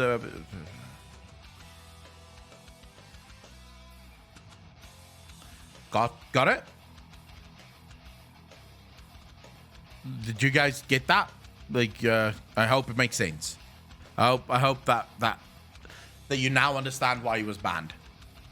That's the game. The game tells us absolute jack squat about why he was fucking banned. No idea. It sort of matters technically, but right now it basically doesn't seem to matter that much, but I'm sure we'll find out soon. But back to the jailer. From his prison, the jailer, aka Zoval, could subtly manipulate reality. Even better, he had his agents on the outside. And this is kind of where the trouble kicks in. We're told that his agents, the Nathrazim, concocted a war between the cosmic forces, basically stretching back to the beginning. A key part of this plan was corrupting the Titan Sargeras, which of course started a cascade of events leading to Arthas Menethil, the greatest villain in our franchise, sitting on the frozen throne. Yeah. It all has fed back into the jailer, and now it seems that everything cosmic feeds back into their own cosmic umbrella, such that they've massively expanded, but also flattened the lore. What's grim is they took something core to the game, the magic system, and they've managed to make it feel a bit alien. Those buttons we've been pressing for years have new justifications, and they are stranger and less engaging than we had expected. It's like a giant two-dimensional picture book where it looks amazing, but where is the depth? There's a lot of complexity as you zoom into it, but where is the depth? And I think what's worse is that for Steve's crew to put Zoval at the pinnacle of death, they had to overhaul the lore. Yeah, it wouldn't be a problem if they overhauled the lore, if they actually fucking overhauled the lore. If they actually explained how the lore is different now, that wouldn't have been a problem. The problem is that they did overhaul the lore. They basically made a lot of things not make sense, but then also at the same time, just expect them to make sense. Biggest complaints that I have seen is the lore feeling retconned. But technically, I do have to tell you, it has not been retconned. It has been retroactively reframed. Now, to a lot of people, that will just be a semantic game, right? Yeah. Reframing. That's showing the same story in a new light, rather than deleting or replacing what was there. So they're not telling us the bits of Warcraft 3 didn't happen, they just are placed within a very different context now. The problem is, though, that much of this is so fundamental to our understanding of the Warcraft IP, and it changes our perspective so hard that it feels like an old school retcon. And look, if you're sitting there trying to, get people on the very exact word of the changes, playing that semantic debate where, no, it's just something we didn't know, it's a new piece of information, it's not a retcon. If you're doing that, regardless of how this stuff is evidently making some people feel, then I think you're kind of missing the point, right? The thing is, this is what I would say. It's similar to Taliesin's approach, right? Where Taliesin says, it does make sense, it all depends on how it ends. And that is sort of like, huh? You can't say that. That means nothing, right? That is legitimately the exact same thing as saying, no, the story is good, you just have to play for 200 hours. It's like, no, you don't seem to get it. The first 200 hours is shit. Doesn't matter if it gets better after 200 hours, it's still shit, right? So it doesn't really matter. That's the problem. That's at least the problem that I identify with these people that want to defend the story and go, no, the story's great, bro. Don't worry about it. No, really not. It's really not fucking great. You can be right, but changes can feel wrong. Arthas' legacy was bound up in questions like, how much free will did he have from Ner'zhul? What was Arthas' ultimate plan as Lich King? Did he actually want to protect Azeroth from the Legion through uniting it in Undeath? Now we know it was all quite influenced by the Jailer. The funny thing is that that's exactly what Arthas said, right? Arthas' reason for wanting to unite the whole world in Undeath was to defend Azeroth. That's according to the canonical lore of the game. But we now learn that no, that's not actually true. Arthas was just being mind controlled by the Lich King, by Zaval. And it's like, oh, okay, so he didn't want to do that, so we're basically ignoring that part of the lore now. That is a retcon, by the way. That's not even retroactively reframing something. That is retroactively changing it. Noble prince corrupted by the Nath regime to his fall at ICC was kind of all tied into the Jailer. And that's the thing.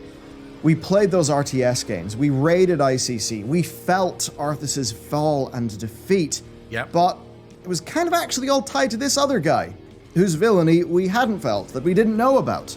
I mean, the Jailer, let's be real, is just a shitty generic bad guy. Yep. And I do feel like modern Blizzard is trying to prop up the Jailer by using the clout of Arthas and Sylvanas. And in the process, they're doing Arthas and Sylvanas a disservice. He's fucking correct, 100%, because everything the Jailer does is the proper Disney bad guy, right? It's what you expect from a bad guy.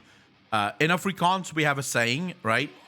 It's the devil from the children's Bible, right? Now in Afrikaans, it's far more, it rhymes, right? Die duivel van die kinderbybel, right? So it rhymes, but that's effectively what it means. When you have a generic bad guy that just does bad things for bad reasons, you know? Doesn't matter. I'm just doing bad things, right? That's what I do. And Balilor is 100%. He fucking hits the nail on the head here. They're trying to use Sylvanas and Arthas to give legitimacy, basically turn I'm just Thanos, right, into a 5-head masterpiece. It's like, well, you can't really do that because it doesn't. The second you showed his hand, people realized, oh, this isn't 5-head. This is just generic. We can't connect to a villain who isn't foregrounded in the game and is instead continuously kept at arm's length. His pithy, nihilistic, one-liner-laden cinematics are a pale comparison to the constant taunting and threat of Arthas in the Halls of Reflection. And even just the fact that we played as Arthas during Warcraft 3, we knew him. We needed more of Zovaal in the game, and going forward, we need our villains to be fully fleshed out in the game. That means quest text, character gossip, grey item descriptions, and all of that. But we'll get to that. Because first, endgame. Oh, endgame. It was pointed MCU, out recently that in the Antora cinematic, just look at this, Sargeras was wearing a belt from the Shadowlands with domination runes on his armor. Yep. And that was just brutal, because we know that the Jailer was manipulating Sargeras through the Nath regime. That's how Sargeras was set on his path to form the Burning Legion. But everything we've discovered about Anduin's domination, some are taking that to be pointing to Sargeras literally being under the Jailer's control. Now, I don't really think it's that. I think it's likely an influence or Zovaal spying. The problem is with the theory that he is under Zuvaal's control. Not even the old gods can control a grown titan. The old gods would be considered probably the masters of control, right? And no matter how much time they have, they themselves cannot influence an awakened titan. They can only do it when the titan is asleep. So is Blizzard basically going to turn around now and say, no, you don't seem to get it?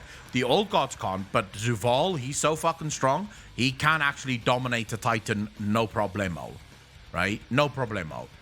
The answer could probably be far better explained if Blizzard actually wanted to go this route, is that the Titans have their own form of domination runes, or that runes are just different, right? Like, runes mean different things depending on how they're set up. So it's not always that runes are domination. It's just when runes are in a specific order, they turn into domination. But of course, that would mean that Blizzard would actually have to give us some explanation on what the different runes mean, which of course, I don't think they'll ever do. Via those domination runes or whatever that's on Sargeras. But even our ultimate showdown with a villain from the earliest days of the lore was just an other ploy by Zoval, this shitty... Nyberry, thanks for the Prime sub, really appreciate that. Welcome to the most degenerate chat on Twitch. We are very happy to have you here. Aren't we, chat? We're very happy to have you here. Bad guy that we didn't even know about yet. Yeah. Anyway, I mean, it could just be the Natharzine brought Sargeras the belt, but we're only, subtly influencing affairs. But still, that villain you've been invested in since the beginning, Sargeras, the guy who people thought the whole lore was building up to. I mean, come on, Sargeras. No, actually, the jailer is connected deeply to him as well. Sargeras is wearing domination rune armor. It would be the most disgusting betrayal of the old lore if they turned Sargeras into, oops, he was just dominated by the jailer. Sargeras was the ultimate bad guy, basically driving the lore for World of Warcraft since the inception of World of Warcraft. Sargeras was the prime evil. If they turn around and they fucking change it to where Sargeras was just a bitch, basically. He was just the jailer's bitch boy. That will be disgusting. I think that would also be a moment where a lot of people turn around and leave. Just going, okay, well, fuck you then. Screw this lore. Because then you have truly retconned everything we knew. Everything we thought we knew have now been retconned. Basically, in the name of Steve Denuser not wanting to play with Chris Mason's toys. Steve Denuser has got to go, dude. That guy can't write a fucking story to save his life. A reframing so thorough that perhaps it has obliterated the original lore. I've heard it suggested that Denuser is essentially setting Sargeras up for a redemption arc, which actually could be interesting. But the problem is the lore feels bad right now. You don't have to set him up for a fucking redemption arc. You want to know how you do it? You have Sargeras coming out and saying, I'm not sorry for what I did. Do you understand now why I did it? Look at this fucking bad guy. Look at the jailer. If you don't release me, he's going to destroy the whole world. You release me, I can kill him. No redemption arc needed. Sargeras did what he needed to do in order to save the world. That's all you need to do. You don't have to come out with this, oh, by the way, Sargeras was just boohoo, controlled by the jailer. Fuck off. It's not needed. We don't need that shit. Just tell a good story, for fuck's sake. Everything is so wrapped up in mystery, and what we do here is told to us in intentionally vague ways, so intentionally vague that even if this is the most stellar lore to have ever existed, it feels so half-written and bad in the player experience. The sad thing is, right at the end of the Shadowlands, we're probably going to be given all of Zoval's intentions, his sympathetic backstory, and just what unmaking the cosmos actually means to him and why he cares about it. Like, properly, not just in vague terms. Hell, we might even find out what Sylvanas' deal with Helya actually was. Yeah, that would be great, considering it's fucking 2 expansions ago already. It would be great if we actually knew what that fucking story was all about. Because I can't believe that Helya just basically said, yeah, I'll come help and they can kill me in the first patch. Like, I don't think that was the deal. I don't think the deal would be, yeah, I'll help the jailer. They can kill me first patch. I don't mind. So yeah, I don't know. I will say this though. I don't know if Ballier is going to touch on this later in the video, but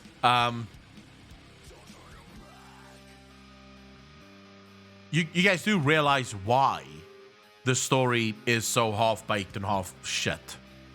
You realize why this is happening, yeah? Shadowlands is the first expansion ever to launch without an actual book to tell us what the lore of the game is. It's the first expansion ever.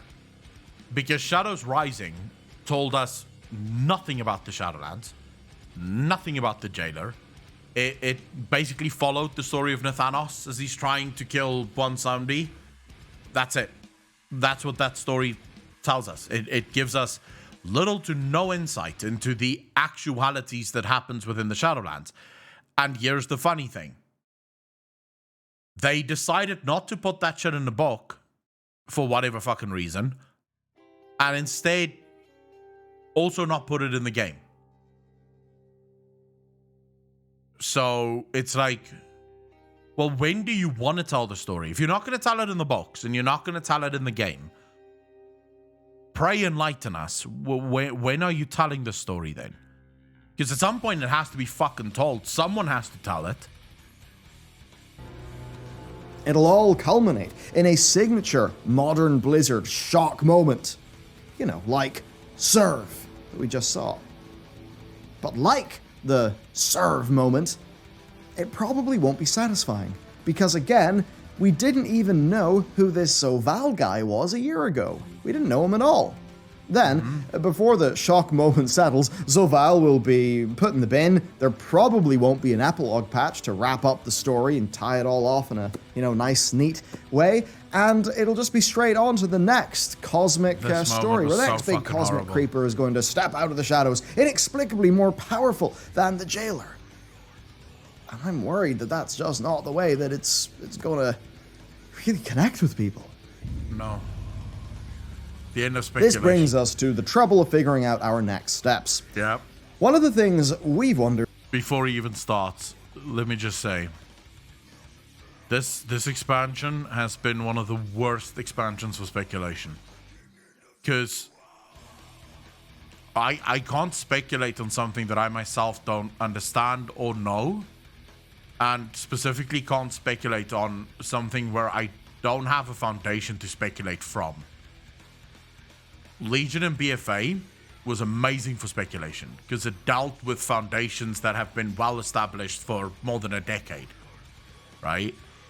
Shadowlands, I mean, they promised that this would be the expansion where speculation is going to be king. Instead, most of us are sitting there going, I don't fucking know. Sure, maybe this is true, maybe this isn't, because there's no foundation to start from. I mean, listen to this. Steve Denuser, in an interview before Grimoire of the Shadowlands launched, said that Grimoire of the Shadowlands is going to be the best book for WoW speculation ever. Have any of you read Grimoire of the Shadowlands? What speculation where? What am I supposed to speculate on in that book? It doesn't give many facts. It doesn't give many facts. It's very weak on the factual side of things. So I can't speculate because it's a book basically where they spend most of their time speculating. It's a speculative book. I can't speculate based on speculation. I need facts so that from there I can draw conclusions. Over here is if lore speculations are actually becoming too dominant. If the narrative is now geared towards this kind of mystery box speculation. One thing I would call up to you is Westworld. In Westworld Season 1, it was really fun being there with the Reddit, trying to work out all the things that were happening. The same with Mr. Robot, a show I loved.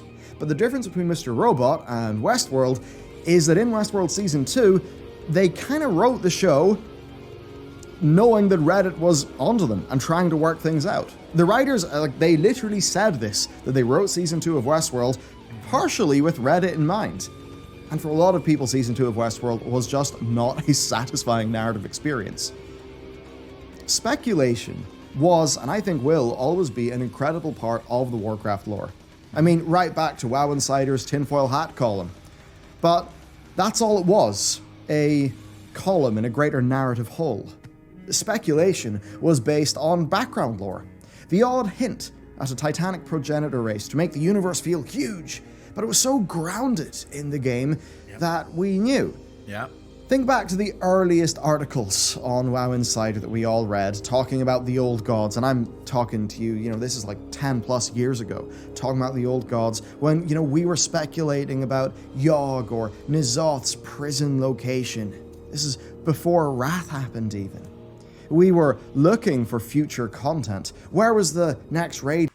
So Golgoth, just quickly, Princess Melina, how you doing? For it to have speculation, you need to have a trail of breadcrumbs.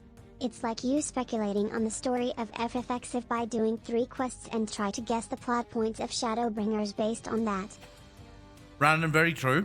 So, Golgoth, to answer your question or your point, what made Legion amazing? Why was Legion so fucking awesome for speculation? See, because most of Legion dealt with things that we knew very well, right? With breadcrumbs dropped every once in a while. So, for example, the deal between Helia and Sylvanas. We knew everything that was going on in Legion. We understood why we were in Stormheim and what we were trying to do in Stormheim. We were dealing with characters and creatures that's been part of the game for a very long time. And then there's this one-off piece where we see this little story between Sylvanas and Helia, and we go, whoa, what are they fucking doing? Why are they doing this? What deal? What are they talking about? It's breadcrumbs that lead us down rabbit holes to speculate on. When all you have is breadcrumbs, so you have no loaf, there's no bread, there's just a bunch of breadcrumbs, you're basically playing in the dark.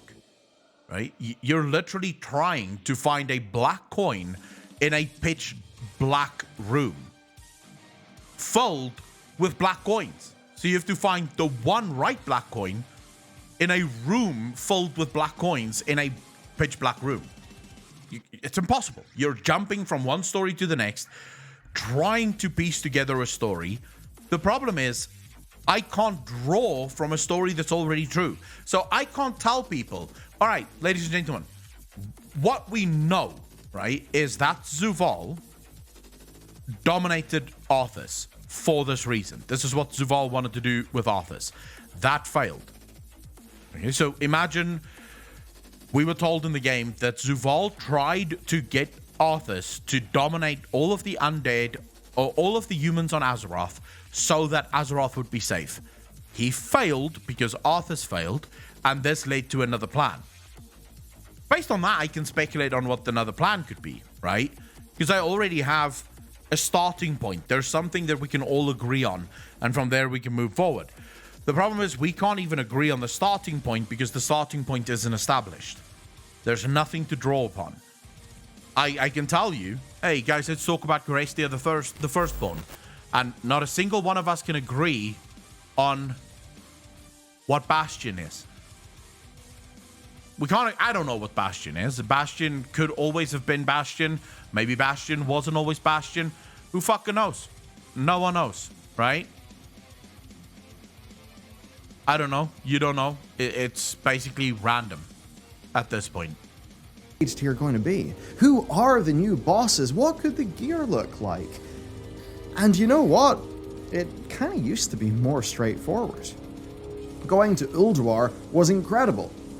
Yep. Even though it was new and cosmic, we of course had a total frame of reference for the place because it had been built up since our first runs of Uldaman 4 years before. and that is so much more of a slow burn than what we seem to get now. But now we're speculating about Zereth Mortis. No, it's not. And you know what? Nobody actually has any idea what that content could look like. Is it in the Shadowlands? Is it a something in Azeroth herself? Is it Alfarim's mind-bending fractal realm? We literally have no idea. They've taken that same speculation energy and made it so damn mysterious that you can't even speculate it on it anymore. I mean, you can, but it feels like it's just this arms race where speculation is kind of devouring itself, and suddenly no one really knows what's going on, and the basic nuts and bolts of the story aren't that good, and more just seem to be there to serve cosmic hints, which I don't think is satisfying. And this brings us to perhaps the most sacred speculation of Warcraft canon, Elune. Oh my god! Someone at Blizzard saw Elune and decided that they would let her out of the box. This was a breaking point for many. This was the most painful thing I have ever fucking witnessed. The Elune reveal was just so fucking horrendous. It was just, my god. This character that we've been waiting for so long got done so fucking dirty in the community in how it was done. Now, Elune likely has more headcanon than any other fictional character out there in Warcraft, right? Yeah. This is a case of not satisfying everyone. I think actually if you go to my channel and you look at all the videos where I discussed Elune, speculated on Elune, or Elune was part of certain speculations, I think the majority of my channel is about Elune. If you wanted to narrow down what my channel is all about, the vast majority of my channel is Elune focused in one way or another. During Legion, we used Elune in so many theories because there were little hints at Elune and who Elune could be. Elune's been a driving factor in speculation for a very long time. And, sadly, no more. Obviously, but you can still go in and write the best piece of lore that you can. Write something better, more evocative than any twit-longer or r/wow deep dive on Elune. So does this new Elune stuff stand up? I honestly can't say at the minute, but the current trajectory does make me and many others rather uneasy. Yep. Another huge problem is how the story is actually being told. Teldrassil was burnt, and we're explicitly told that Elune kind of abandoned her people in the moment of the burning? Yeah. Sort of? I mean, many of the Night Elves certainly do and did believe as much at the time. Then, in patch 9.1, we're told that Elune at least tried to ferry those souls to Ardenweald in the Shadowlands, where of course we now know they essentially turn into cosmic fertilizer, which is a bit grim. But why was Elune even involved? Why did she do that? Because could Elune bypass the Arbiter and show special treatment to this? We know that Elune can bypass the Arbiter. We know she can. Because that's what she did with Ysera.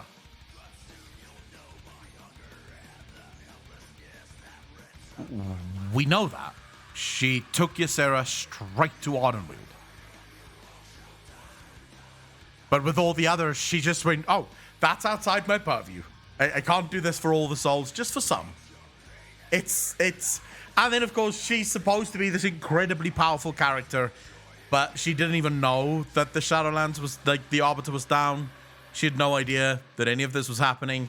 It is just, oh my god, the suspension of disbelief is unreal. Souls? Well, no, those souls went to the Maw, and they only went to the Maw because they went down the chute and the Arbiter had the off switch flicked. Yeah. Could Elune ensure that these souls went to Ardenweald? No. As we just covered, because they went to the Maw, they obviously had to go through the regular Shadowlands Oribos process, which means that Elune can't bypass the Arbiter, and judgment is the role of the Arbiter. So what did Elune actually do? Because the rules of Blizzard's lore don't even feel consistent here. If you're a Night Elf player, you're just sitting there thinking, what was all of this misery and destruction even for? Yeah. How is the lore of the race in WoW that I connect with the most, how is it being pushed forward? How is it interesting? I don't really think it is. Then, the justifications and reveal of Elune are given to us piecemeal through cinematics with, like, 15-word scripts. I mean, again, I do love some mystery, but it feels half-written. It feels like huge pieces are missing, where they could write words that would actually give people a framework for understanding. They always go in the direction of more mystery. This lore... Mystery is when you create a story, and then out of that story, there's bits and pieces missing. That's mystery. I think all of us would agree. If I started the stream today and I went, guys, I have an amazing theory for all of you. So, lore could be incredible. Like, really, I think this Elune lore could completely do Elune justice. do you feel the mystery building inside of you? Do all of you feel left in the dark about the incredible mystery that I've just fucking created? No, because I didn't tell you shit. I said so and then I fucking moved on with my life. That's not mystery, right? You've not created shit. People don't know if they should be excited for something. Is there even really a theory? Because I didn't even start with a theory. So, what is this? What's the point of that? It's not mystery when you're telling us nothing. Then you're just not telling people anything. And there's no reason for that mystery to build. There's no reason for people to feel excited by the thing that you're trying to fucking create. But we actually need to know it, because we don't know all the information that the WoW writers know. And I think they don't know how it feels to just get the snippets that they give us. Enough with the mystery.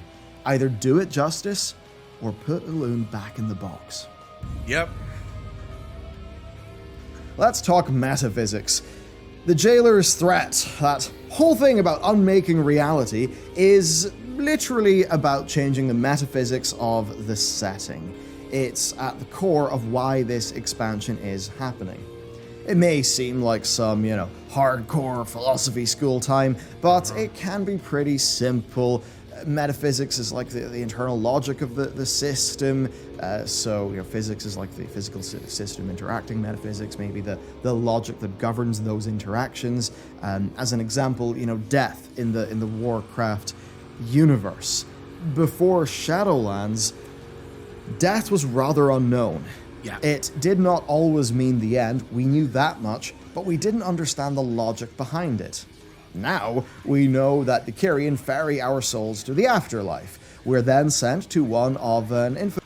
It would have been so much better if we had about 3 or 4 expansions after BFA that gave us hints at the Shadowlands. So maybe we discover that there's this ancient race of beings that is escorting souls from Azeroth. So basically, we're sent on a quest to figure out why some souls can't come back to life. Why is it that when some souls die, they just disappear? So now you learn about this race. You don't know what this race is, but you learn about a race that is sort of removing souls from Azeroth as soon as they die, right? And then maybe you learn about the sort of back door into the Emerald Dream in one of those expansions where you can't really go through the back door, but you can sort of peer through it for bits of time, and you see this giant tree, and something's going on in the background, and you're not entirely sure what it is that's going on in the background, but something is going on in the background. There's something there that is influencing the Emerald Dream. Sort of whet people's appetite and teach them about it before you actually throw them into it.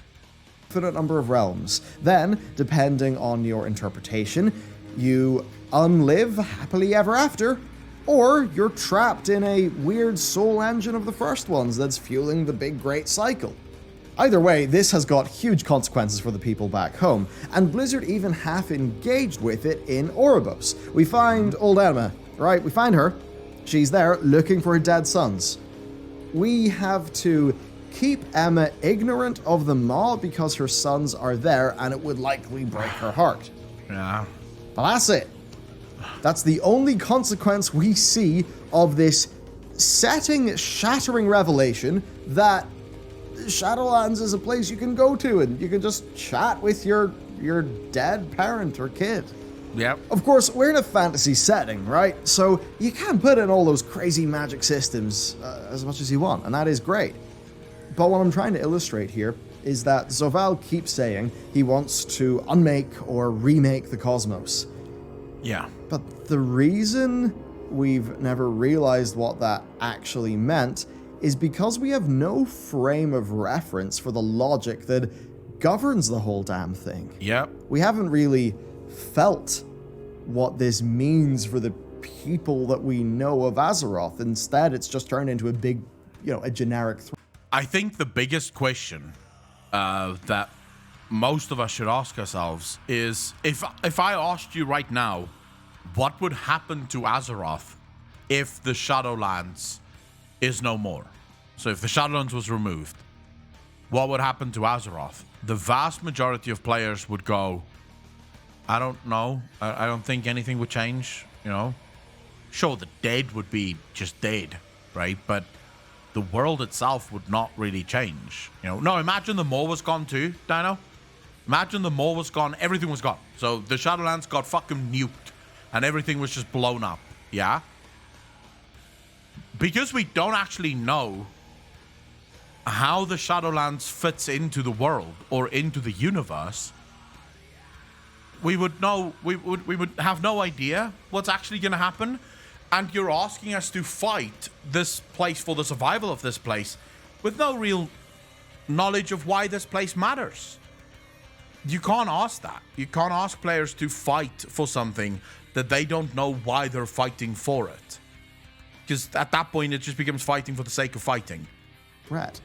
Better still, when we had half an idea from the original cosmology chart, well, they ended the whole thing with a new cosmology chart that shifted the metaphysical focus of the entire thing to life versus death. Now, obviously, that was just a broker interpretation of cosmology, but again, I feel like this is maybe interesting lore, but it's not satisfying story.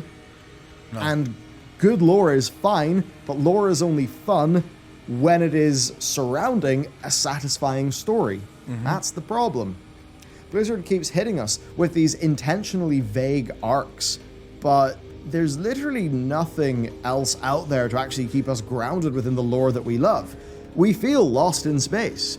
Mystery everywhere with no sight of home makes us feel alienated from our own setting. True. Undeniably, one limitation of the lore is its substance, but there is also another problem rising in how Blizzard actually gives us that lore, and more importantly, tells the story.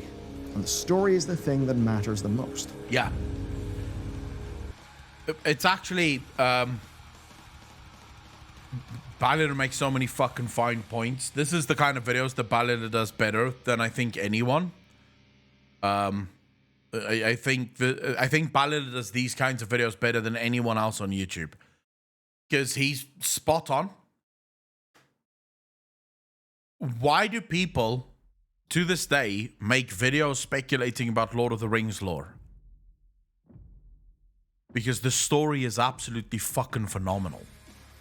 Right? There's so much lore in that universe that isn't really covered in the books. It's hinted at in the books, but the story is amazing, so it pulls you in. It drags you into the universe. Why, for example, in the same vein, do so few people actually spend their time speculating about H.P. Lovecraft universe? Don't get me wrong. H.P. Lovecraft universe is incredibly interesting, and a lot of games borrow from H.P. Lovecraft in order to build their worlds. They borrow the universe of H.P. Lovecraft. One of the reasons so many people don't actually spend so much time on the H.P. Lovecraft universe is many of the stories, so the individual stories of H.P. Lovecraft, is actually pretty shit. It builds an incredible universe, but the stories itself aren't Lord of the Rings level of storytelling. The universe itself is far more important. And I think Ballinger hits the nail on the head here. You have, in Shadowlands, incredible lore that is being revealed, right? And the lore is interesting. But the lore is not really being given to us through great storytelling. The storytelling is non-existent in Shadowlands. There's no real story being told. Every single thing that is revealed in the Shadowlands is just another part of the macro story. But there's nothing that actually ties the macro story into anything. You would put ahead of WoW history, would you reset the BFA SL? Yes. I would write the game, the next expansion, we would wake up from the slumber that Azeroth put us in, and the entire Shadowlands was a lie. That's what I would do. So I would just go back to the Azeroth storyline, and Shadowlands effectively just dies, just goes into the annals of history as just a nightmare that Azeroth showed us to show us what would happen if he got removed. Much of a good story lies in the telling of that story. Just that in video games, it is a bit more complex. If this was a movie, we'd be talking about the cinematography, the sound design, the acting, the pacing, and all of those things. And those things do totally apply to World of Warcraft as well. Yep. But World of Warcraft is a game. Interaction is important, and that is where World of Warcraft is falling behind. So I'm going to take this away into a more technical, nuts and bolts discussion of narrative presentation in games. Perhaps for current players, and I think absolutely for new players who will be used to more modern games, and of course other MMORPGs that have got stories as well. In WoW, NPCs dispense walls of text at you, and they're often just okay in the writing department. Yeah, I'm fairly sure. I would say just okay might be an overstatement. A lot of the time, the walls of text that we do get from NPCs are utterly shit. They don't even feel like conversations most of the time, right? So take, for example, the doorway through the veil. The fragment of the helm connected us while you were in the mall, as if through a darkened pane of glass. I saw what you endured, the enemies you faced. At least we know the heroes of Azeroth yet live.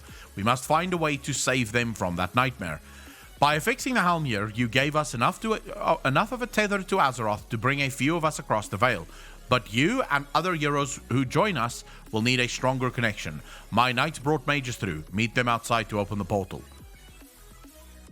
Okay, I basically got, like, this wasn't a conversation. I wasn't really part of this. I was basically just given a wall of text about, how difficult it is, nothing else. And this is some of the better writing in World of Warcraft, shall we say, storylines. I was basically just informed of a bunch of things, right? I was given a brief, so to speak. Doesn't feel like I was included in the conversation.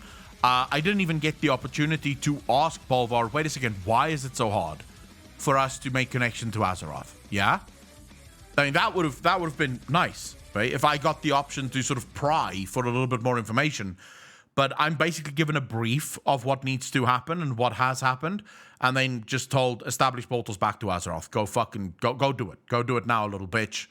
I'll call you champion, but, just go be the bitch boy. Further, for the most part, quest text is written by quest designers, whereas in the likes of, say, Final Fantasy XIV, the quest text is actually written by writers. So that's something. Now, when NPCs speak, it's decently rare, and perhaps worse, it's often talking at you. Yeah. Take the Thrall Draka parts of patch 9.1. It's nice to see those two characters chat, but you are barely involved, and throughout, there's quite a bit of telling rather than showing. NPCs just tend to speak at you, and when they do, they use language like Mawwalker, which means little to the player. We were told we are the Mawwalker, but we didn't exactly choose that. So it's not as much of a core part of our fantasy. In the same way that for many people, they hit up Elder Scrolls Skyrim, and some people really wanted to be the Dragonborn. Others were like, I kind of just want to be a guy, not the chosen one. And all of these things reinforce that you, the player, are a plot device, not a character. I mean, I've met Jaina many times. I would appreciate it if she just said, you, or talked at me directly, instead of saying, Maw Walker, as if that is how somebody that my character has interacted with many times would actually speak to me.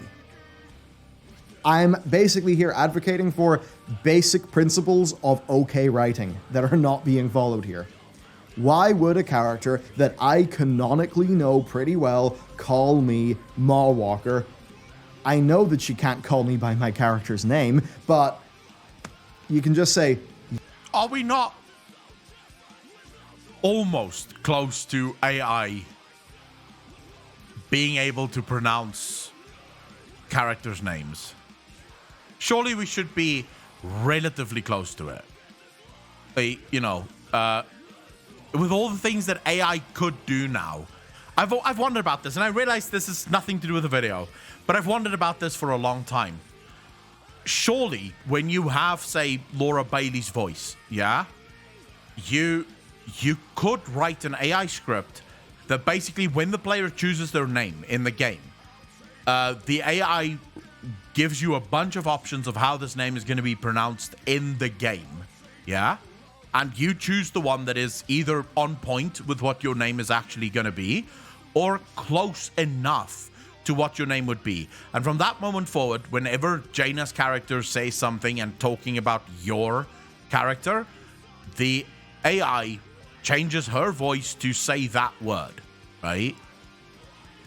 I mean, it has to be fucking done. It has to be possible to do, right? I just don't see why this can't happen. There's other ways to write this that are done in other games. That's the core. Othering language that breaks immersion, telling rather than showing, big walls of text, and NPCs talking at you. Also some issues like their cinematics being... I don't mean the big... Babe, what the fuck?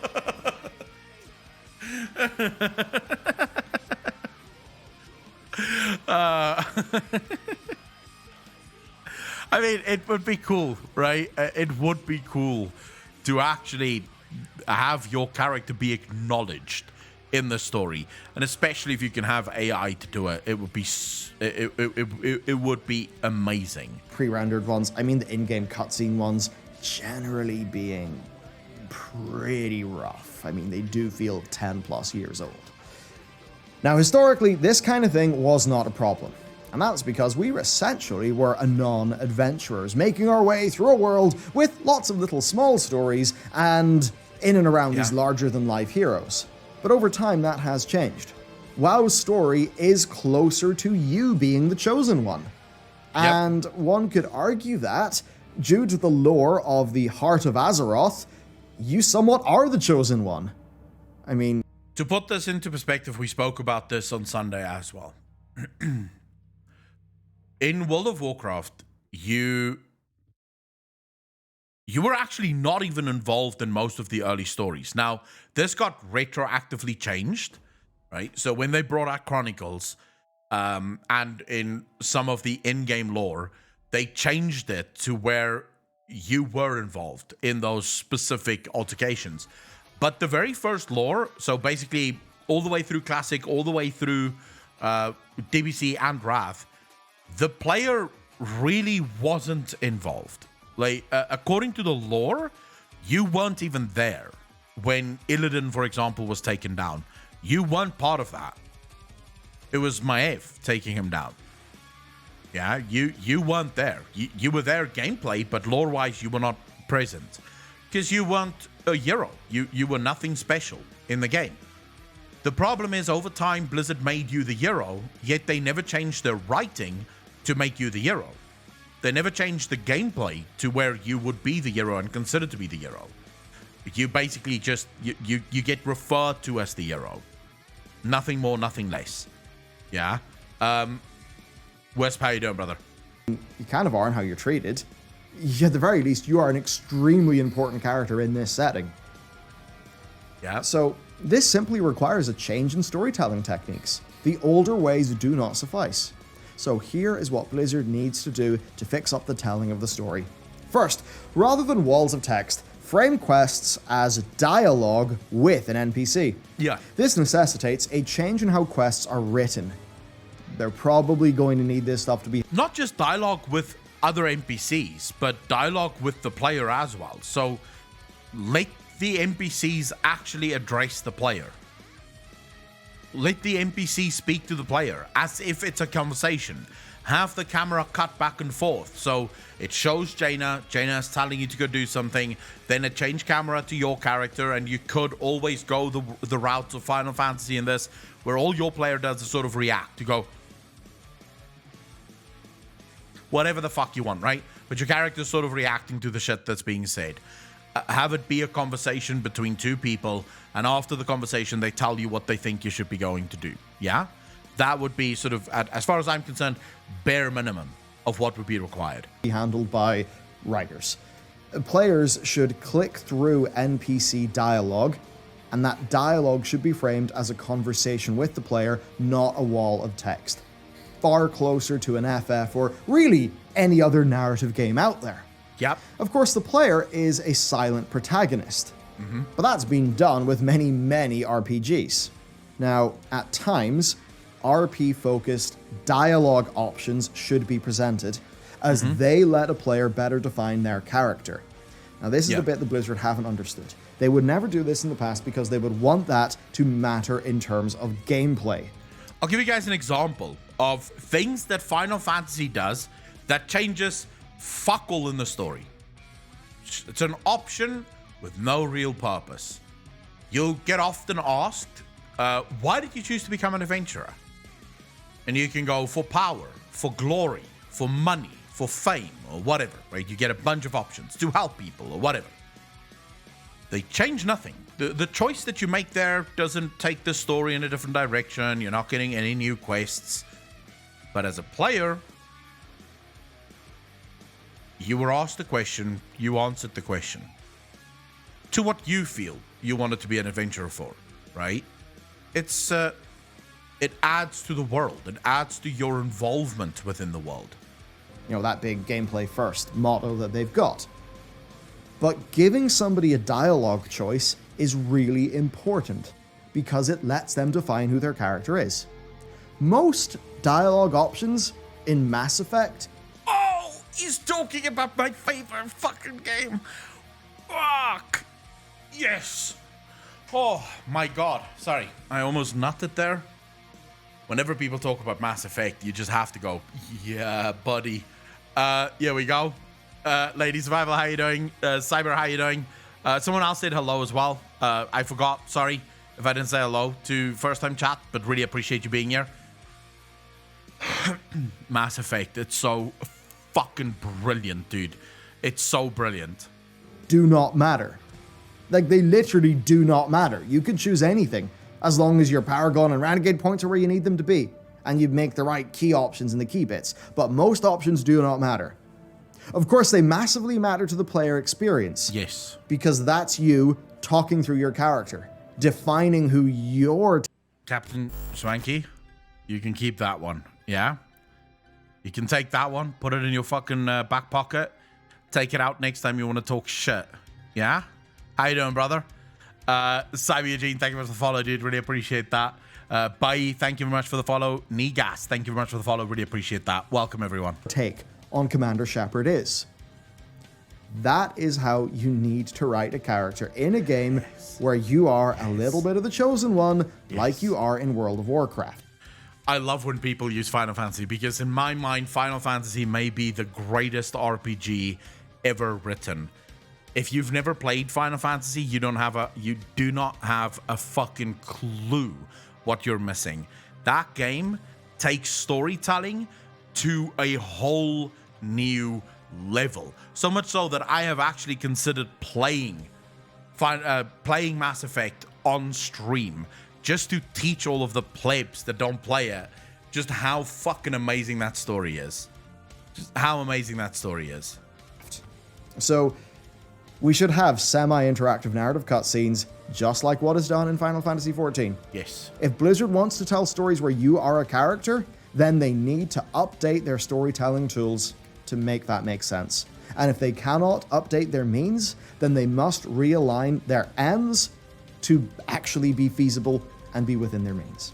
Yeah. Battle for Azeroth and Shadowlands shows us that telling a story, the ambition of which outpaces your means to tell it, is a recipe for failure. Because the story of WoW has, I think, never been so controversial as in the last 2 expansions. Simply take notes from Star Wars The Old Republic, the MMO, and from Final Fantasy XIV, perhaps even from Guild Wars 2 and ESO, if you want to continue down this path. Beyond that, Alright, so just to be clear, I said this at the beginning of the stream as well, but we're currently working through Final Fantasy, yeah? We're gonna do a bunch of videos on the main channel with me reacting to the story, seeing how the story for ARR plays out. But I have every intention of playing Star Wars The Old Republic on stream, yeah? And I'll make videos on that as well, my first impression, as well as my reaction to some of the story bits in Star Wars The Old Republic, because I've never played that game. So it's going to be interesting to see what that feels like. I have every intention of trying Guild Wars 2 on stream as well. So we're going to be trying a whole bunch of games, going back and forth, sort of using Final Fantasy as the new filler MMO, playing that whenever we don't have anything else to play. But then if there is MMOs that you want me to react to, I'll be happy to play them on stream and see what they're like now. But I want to try the big ones. ESO, Guild Wars 2, SWATer, and then Final Fantasy, obviously, because Final Fantasy. the pacing of narrative arcs is a disaster within World of Warcraft. Battle for Azeroth rocketed through multiple expansions worth of material, doing justice to none of them, which, by the way, betrays player investment in those plot points. If you're a massive fan of old god lore, you are not happy at the end of BFA.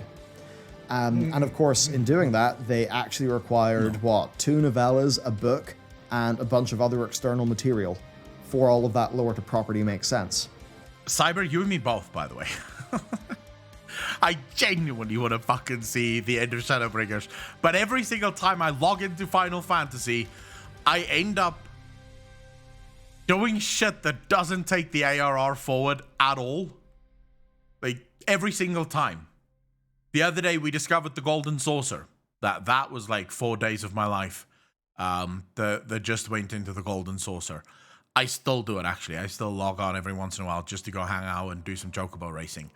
Then we do the ARR, and I get into extreme trials, and I end up wiping against the Fluffy King for like hours on end. So I'm struggling to stick to the ARR storyline, the MSQ, because I keep discovering other fun things to do, but I'm getting there. I will slowly but surely make my way through the ARR storyline eventually. This must change. Finally, in-game cutscenes. This is a big problem. World of Warcraft's emotes, like, you know, the /yes, that's a big cheesy. Those emotes were designed to be viewed at a distance. Yeah. Which is why they are very exaggerated, almost like a big theater pantomime. That's why they're so exaggerated in their expressions. Stylistically, they're very, very goofy, and they were conceived during Warlords of Draenor, which was, of course, before in-game cutscenes existed in World of Warcraft. And this is a problem because in Final Fantasy XIV, if a character says something to my character and my character's response is a yes, well, my character will emote a curt nod. And that will be that. In World of Warcraft, it'll be a big, a big cheesy moment. And that will not be congruent with the narrative. So right now, Blizzard have basically got themselves in a situation where they're not really able to do what Final Fantasy XIV does, because between the goofiness of their character animations, which are totally at odds with their very modern, edgy storytelling, actual story, and then, of course, their very underdeveloped storytelling techniques, between all of that, they basically haven't set themselves up to tell the story that they're trying to tell. And then they have not bounded their narrative aspirations to fit the limitations that I've just talked through. And all of this results in a very jarring experience for those people who are used to other narrative games and an underwhelming story for fans of World of Warcraft and its characters. So change is going to be hard here, but it wouldn't be that hard.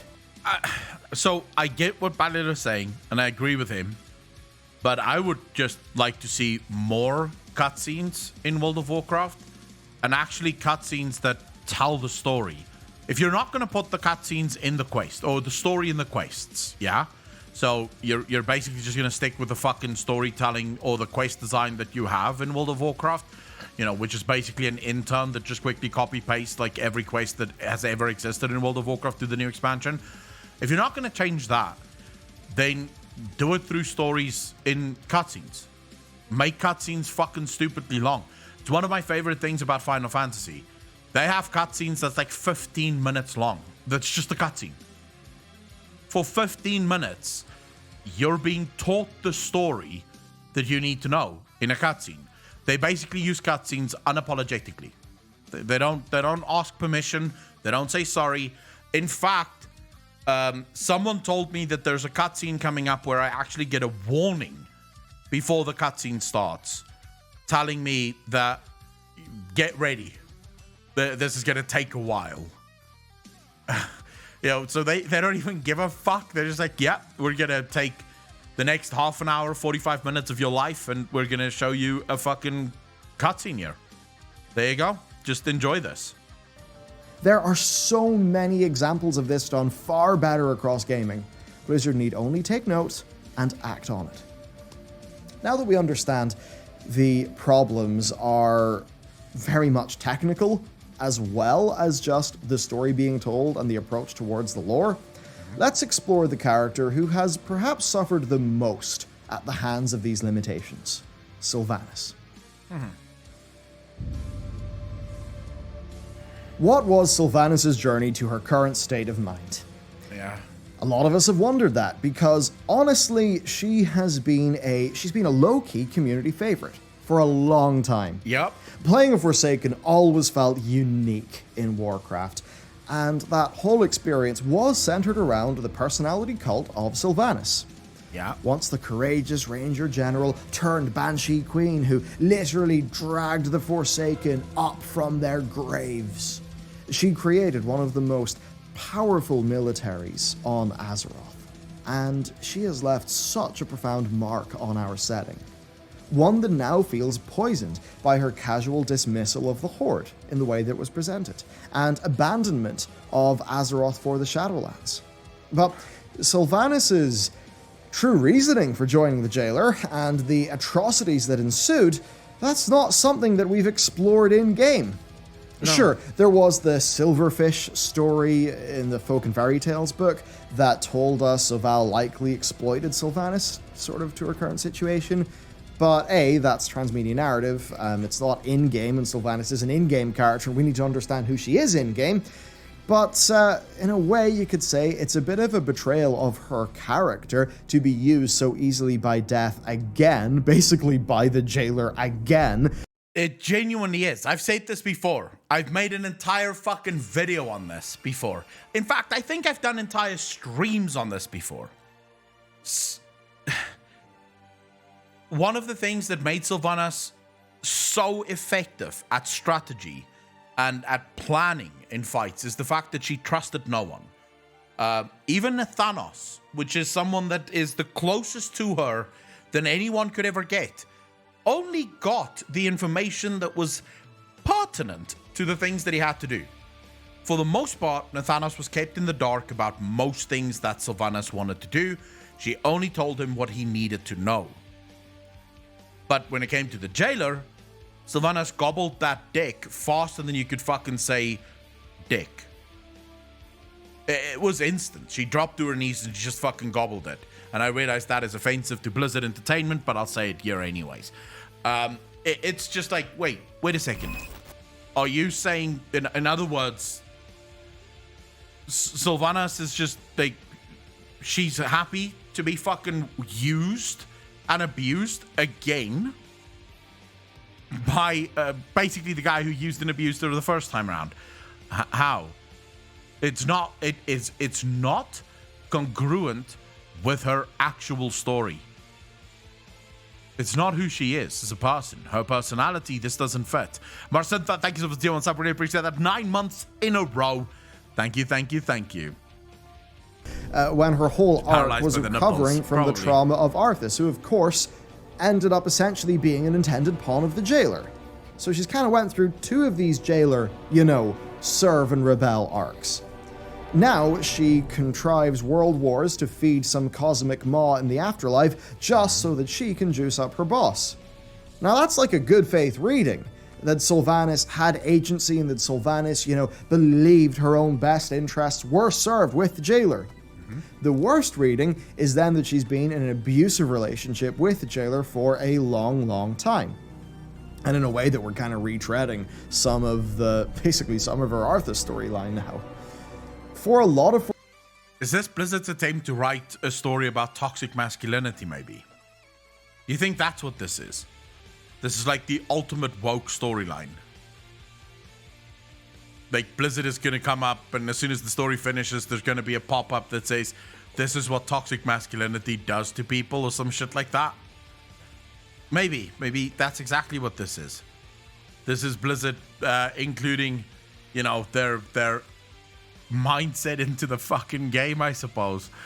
Forsaken players and those who allied with Sylvanas, the end of patch 8.2.5 was exciting, where we got that unique scene in Windrunner Spire. That had people excited for her return. Is she going to be the next expansion's villain? Is she going to strike back? In this very cutscene, Sylvanas says, "Go now, champion. When next you see me, you will understand." And then Blizzard did fuck all to try and explain it to us. The ending of this cutscene suggests that the Loyalist campaign isn't over. It suggests that as a Loyalist, you're still a Loyalist, and when you see her, you will be able to understand. Yet, you are never given the opportunity to actually fucking understand. When next you see me, you will understand. Understand what, Lady Sylvanas? I understand fuck all. Will there be a Lich Queen? What will Sylvanas do? And then all of that worked up emotion pretty much just dissipated. No, Sylvanas was not in fact sympathetic at all. She was just a servant. Now, at that BlizzCon, I believe, Blizzard told us Sylvanas was an ally of Zovelle, not a servant. But that clearly was just a straight up lie, given the end of patch 9.1. I can understand them not wanting to give up the goose there, but given how unsatisfying the story has felt, it does kind of feel like we were messed around a bit there. Of course, we'll probably find out a lot more about all of this in the upcoming Sylvanas novel. Not only that, Ian very clearly said, when they asked Ian, Garrosh, is Sylvanas just Garrosh 2.0? Ian said very clearly, Sylvanas will never bend the knee. Can you really see Sylvanas sitting in a jail cell, begging for forgiveness? This is not Sylvanas. Her story will not be Garrosh 2.0. It feels very much Garrosh 2.0, because where is she off to now? She's probably being thrown in jail. Is she going to beg for mercy? Well, probably not, because it's not the same Sylvanas anymore. What a twist. But that's a Sylvanas novel that the main selling point of which is that we get the full picture of Sylvanas. And I don't think that's a good thing when we should get all of the stuff we need of Sylvanas within World of Warcraft, the video game. That's the thing people are paying for. I don't think you should need to buy supplementary material to properly understand the lore that is in the game. So this Sylvanas novel just underpins the problems facing our narrative. Let's break down Sylvanas then, based on everything we have talked about today. We do not know her motivations fully yet, even though she's now betrayed Zovelle. We don't know her journey to the state of mind that saw her signing up with Zovelle. We know it properly. Her story has not adequately been explained in-game either, through quest text, cinematics, or otherwise. To get a deeper appreciation, we need to read many external sources, such as books. Her arc has been reframed into oblivion, and they haven't dealt with the... You guys do know why that is. Steve the Newser was brought into Blizzard Entertainment because he is considered to be one of the architects of transmedia. He's one of the architects of this.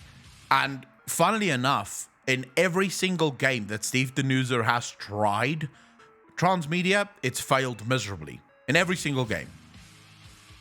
And I think there is a reason why that doesn't work in video games. You see, it's fine in movies and in series when you have transmedia, because there are certain things in a movie and in a series that you just can't really tell the same way that you can do it in a book, right? There's if you wanted to run a movie that follows the book 100%, that movie would end up being like 6, 7, 8 hours long with a whole bunch of scenes, very boring, basically asking the person to just sit through it, basically, to get the full story. So transmedia basically works for movies and series and shit like that. Video games isn't the same. A video game is basically nothing other than an interactive book. It's literally what it is. It's an interactive book. It's a book with pictures. So for you to try to implement transmedia inside a video game, you have to actively exclude stories from the video game if you're going to try and make it work. Yeah? It just will not work unless you exclude stuff. Now, that doesn't mean that multimedia can't work in video games. You can absolutely have movies about video games. You can absolutely have series about video games. You can have books about video games. But they can only ever really be multimedia, right? So the same story that you're telling in the game, you are also telling in a book. The same stories that you're telling in the game will also be shown in movies and series for people who don't play video games. Transmedia, just because you're basically taking one of the best mediums in the world for telling stories, which is video games, and you're diluting it by trying to move it off of its own axis. Huge philosophical questions Sylvanas hit us with when she said things like, she would set us all free. We still don't really know what that means. We can say that it's us being free of the cosmic cycle that the first one set up, but what does that actually mean to you and me in a way where our characters and the people of Azeroth can understand? It has all culminated in a deep feeling of alienation from a character once considered to be core to what Warcraft meant. There's a question of whether foregrounding her story in BFA would have made this story easier to swallow. But I'm not sure, and besides, there's really no way for us to find out now because the ship has sailed. Let's cascade what we just did down to the cast of Shadowlands. Who are the truly memorable characters of this expansion? Well, Chat,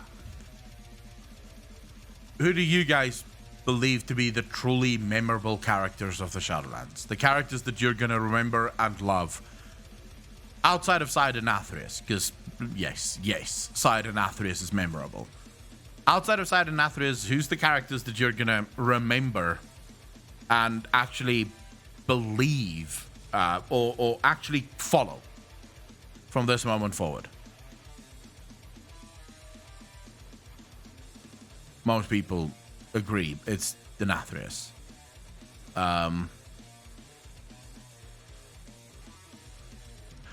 Parascopic, the problem in video games, again, boils down to there are very few stories that you can't tell in a video game. Yeah? And again, you're talking about stories that if you don't tell them in the game, it's parts that's missing. Yeah? Which now you're forced to buy books in order to get the full story. Because it could absolutely be told. Now, places where I'm absolutely happy to have Blizzard write books instead of putting it in the game would be things like the Chronicles. Yeah? Because how the fuck do we include the Chronicles in the game? It's impossible. There's the Chronicles deals with history, right? It deals with things on a cosmic level that is much bigger than what you or I could ever ever really play in the game. Yeah, and that's fine. The problem is, with all other stories, they should not be in the box. And if they are in box, they should also be in the game.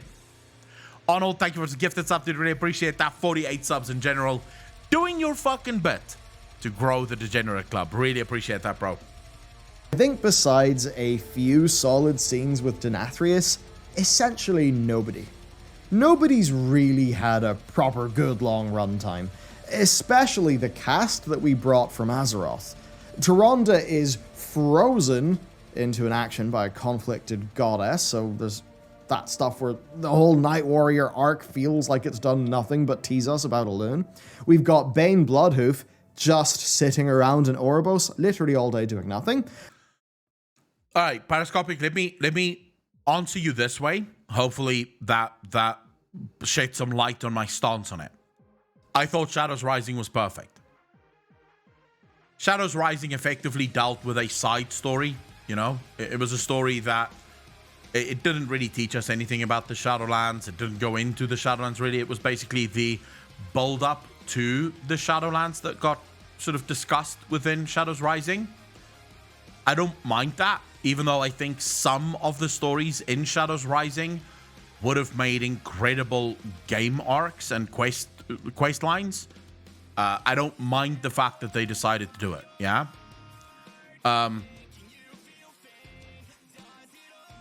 The issue is if you go to Before the Storm again, right? Before the Storm had so many stories that should actually have been in the game. It's actually, you're dealing with actual game lore that you never put in the game. You just have it sort of in the book. So if you want to understand Battle for Azeroth, you need to read Before the Storm. The point is, you use books for stories that you can't really, right, put into the game. Because it's either going to be too long, too winded, or it's not really characters that most players would give a fuck about, yeah? Okay, let's take, for example, these books. These are some of the best books, in my opinion, the World of Warcraft universe has ever had. These two. The Traveler series. The Traveler series deals with characters that really, at the time at least, had very little, if anything, to do with the lore. It followed the story of characters that isn't in the game at all. They're actually meant for children, but they're good reads. They're really fun, and there is actually expansion on certain lore elements. But these would be fine. These are great books because they exist outside of the game, really. They are in the universe, but they're not in the game. They don't deal with the same things that we deal with in the game. They just use the universe as the background for an incredible story to be told. No problem with that. This is transmedia done right. Because yes, you are dealing with the universe and you are expanding the universe, but you're not expanding the current storyline through a different type of medium. That's the point, really. There's Bolvar, who did nothing for ages and then finally got his shit together and invaded Korthia with the Ebon Blade, but let's be real, he's basically done nothing in Korthia, and when we actually go to the raid, he is extremely passive within it. Yeah. Inadequate storytelling. Then Kel'Thuzad, that's a sore point. Fuck. Blizz admitted that he was kind of behind everything since the start of Warcraft 3. And if you followed him since Underhall in War 3, you could believe it. I mean, it's Kel'Thuzad, he's a cool character, people like him. But then he dies, including his phylacteries, finally putting an end to a fan favorite in one of the worst fights in the new raid that also is kind of devoid of interesting lore or a satisfying conclusion to that villain. Yeah. And that tells me that the writing team has no idea how to properly utilize narrative assets because they completely wasted Kel'Thuzad. Yep. That could be down to how they're actually telling us the story. It could be down to production issues. It could be a careless handling of the setting. Whatever it is, KT's never going to come back. He's over, and it was not a satisfying conclusion. Then we have Anduin, who, even within the snail's pace story advancement of the patch cycle these days, is making these breakneck character development changes, you know? From the peace-loving prince, to the war-torn king, to the ultimate tool of domination. But even through this domination arc, Anduin himself has been a passive, occasionally sort of chastising Sylvanas character. Like, he has been rather passive, and I get it. It's because he's being dominated, and the whole point is more to have Jaina and etc. be sad about it, and for Anduin to go through some, you know, trauma afterwards. But I think the emerging problem here is one of passive characters. We have quite a few of them, it seems. Because the rest of the narrative machine is broken, all of these cool characters with great motivation and huge narrative potential are kind of just stationed in Oribos, staring into the middle. This fucking Bane. I get triggered whenever I see Bane. Actually, there's a tweet here. So this guy tweeted out, Krexel tweeted out, I don't know who Krexel is, but he tweeted out, friendly reminder that Cao Fang died a year ago. Eligiggle. Only to those who weren't actual loyalists. Garrosh was a better war chief than Sylvanas. Eligiggle, only to those of us who aren't actually loyalists. Bane is one of the best written characters in WoW. Now, I mean, maybe I could forgive the first two, but that last one there, this is, yeah, you're right. You are 100% correct. This is next level story writing. This right here is what I would call, like, next level story writing, right? Bane sitting on the fucking stairs, not even on the stairs, just sort of chilling the whole way through Shadowlands. Oh my god, this character, dude. Just let him die already, for fuck's sake. Distance, not really doing anything. I know it's a minor point, but I often wonder, what of Thessarian and Coltera? They're both in Oribos. Haven't done anything yet. No. People care about those characters. They actually had pretty cool stories in the past. Were they ever intended to have content in the Shadowlands, but it was cut? What's going on? Why are they there? Again, it just feels like we're talking about systems, we're talking about mythic dungeons, raids, and PvP, but what's going on with the story and the setting? Nothing. Azeroth is our setting, and it will continue to be that. I have no doubt that when everything is explained, all of this will make a whole lot more sense, because I do believe that Steve Denuser and his narrative team have a full conception of everything that is going on right now, that they know where the plot is going and how it's all going to line up. I think you're being... that's a slight amount of copium. Not necessarily like proper Twitter level of copium, but that is slight copium right there. Steve Denuser and his team knows what the fuck they're doing. Sure. All right, let's go with that one for now. I really do think they have it all mapped out, and they probably have some incredible looking in-depth corkboards around the Blizzard office. Or at least they would if they were in the office. But the problem is, the bits of that grand narrative tapestry that we get are not really being served up in a satisfying fashion. We're currently halfway through that process in Shadowlands, it seems, and I think it does feel pretty rough. As a community, we need to make our critique of this arc and the BFA arc heard, and I think we need to rally around constructive ideas of what it actually means to go home. Bringing it back to Azeroth. By all means, do your cosmic stuff. I mean, we legitimately love it, but it needs to be grounded in the setting, and it needs to have a very solid, well-told story driving it forward. Yeah. Not a bunch of walking mystery boxes vaguely talking at us. Yes. We've had a crack at offering some solutions today and trying to understand what's actually going on, but fixing the problem is a far greater challenge than realizing you actually have a problem to fix. And Blizzard themselves need to take that first step. The solutions will come after, and if you've seen our recent content, you'll see that we are turning a lot of our attention onto Azeroth. I mean, we did the Azerothian super weapons video. Do they actually know that they have a problem, though? Is perhaps the biggest question. Does Blizzard know that they have a problem? We've got one planned in the factions. We, just before this video came out, did one on the worst jobs in Azeroth because we thought it would be fun. And we like exploring Azeroth itself. the setting that almost all of our characters came from. We recently talked about order halls as a evergreen narrative device to always keep Warcraft grounded in Azeroth. And coming up in the next few weeks, we have a video, Bring It Home, which should give everyone the good feels of why we play this game. Until then, though, please let us know what you think of the current lore, of the current story, and of the current storytelling. What? All right. This is a pretty good video. This is a pretty good fucking video. I do apologize that I hit pause so many times, but yeah, that's just how it goes. I don't really have anything that I disagree with here. I think Balil and his team did an amazing job breaking this shit down. I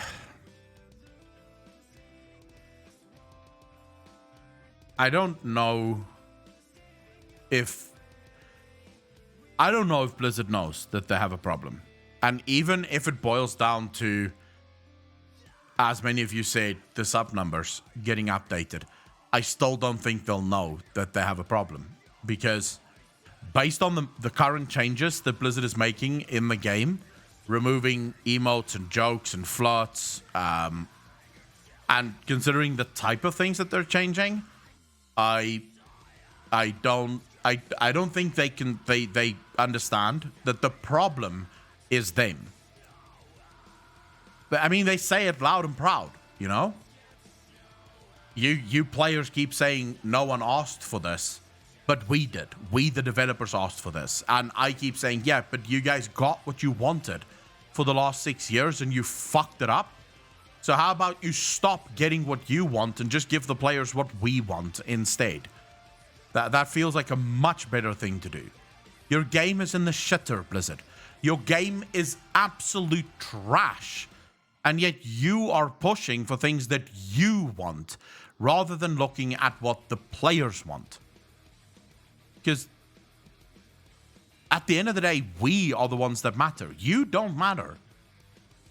You don't. I'm sorry. I've said this on Sunday and I'll say it again. I don't give two fucks about the developers and what they want.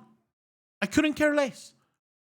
You're not making this game for you. You're making this game for me. Literally not making it for you because none of you fucking play the game. You're making this game for the players. So how about you stop asking for the shit that you think you require or you think you deserve and just give the players what they want. Stop removing the fucking flirts and jokes from the game that no one but you find offensive. No one but you find offensive. And I actually tell you guys what bothers me most, right, about this. I have gay people in my community. I have trans people in my community. I obviously have straight people in my community, right? I have a pretty wide array of people in my community. And I can tell you right now that the vast majority of gay people, trans people, don't want this shit. They don't care about this shit. They don't look at these changes and go, oh my God, yes, finally. Finally. These are the changes that we were asking for. What scares me about this, and what absolutely fucking pisses me off about this, is that these changes are going to be viewed by some ignorant people as, oh my God, just look what happens when the gay and the trans people get hold of the game. Look at how they're ruining our game. When in reality, the vast majority of gay and trans people just want to be normal like everyone else. They want to have fun. They want to play the game. They're not thin-skinned. They can take fucking jokes. They don't mind. They have senses of humor. So for them, it's just, they just want to live their life. And they're going to end up being blamed for some of the shit. Now, granted, we shouldn't do things or not do things just because ignorant people are going to take stupid fucking stances on things. But it creates an us versus them mentality. It starts to feel like it's this us versus them thing, which is very fucking bad for the world. We don't need us versus them bullshit. It truly fucking pisses me off. The Blizzard does these things. And what's interesting, there was actually a WoW developer. They blocked me, by the way. But there was a WoW developer before I got blocked that tweeted out the following, saying, I am genuinely confused when I see so many of you following me criticizing these changes when these changes are literally for you. And I knew exactly what they were talking about. This developer, she was referring to the gay, the black, and the trans followers that she has. And I thought to myself, well, maybe if those followers that you refer to as people that should be okay with these changes, maybe if they don't like the changes as well, then maybe you are wrong. Maybe you're the one that's wrong then. But no, that's not how it works, you see, because they live in Silicon Valley. Of course, they know what's best for the world.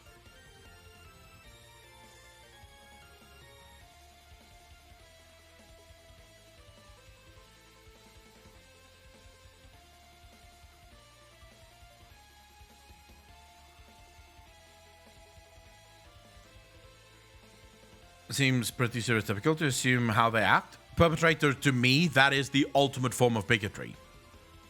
It's the ultimate form of racism.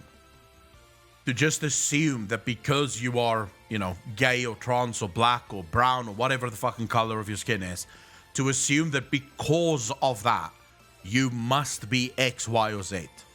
Right? You must be. How dare you not be? I mean, I know for a fact, I know of gay people that vote Republican. I know of trans people that vote Republican. Who are basically called, what, traitors? Because they don't vote the same. So basically, when you're gay or trans or black or whatever, you're not allowed to have your own mind. No, your mind must be the same as the mind hive, the group think that happens. It is just, it's disgusting to me. It's as if people don't have individual thoughts or individuality at all. Not being funny, but most LGBT people come across as pretty horny. Jury Carver, I would say no. Actually, that's not been my experience. But anyways, don't want to make this about a political thing. It's just interesting to me that Blizzard would have this mindset. It's interesting to me that this is the mindset that Blizzard would have. Of all the mindsets that you could have, this is the way that Blizzard looks at the world. This is the way that Blizzard thinks things should go. It's pretty confusing to me.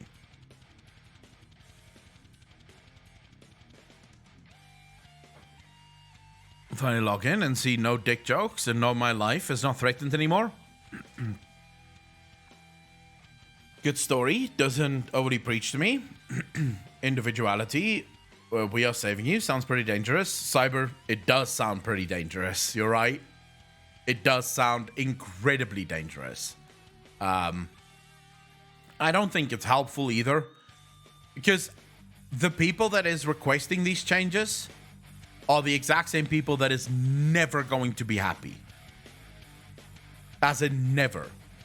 I can almost guarantee it. These people don't know what happiness is.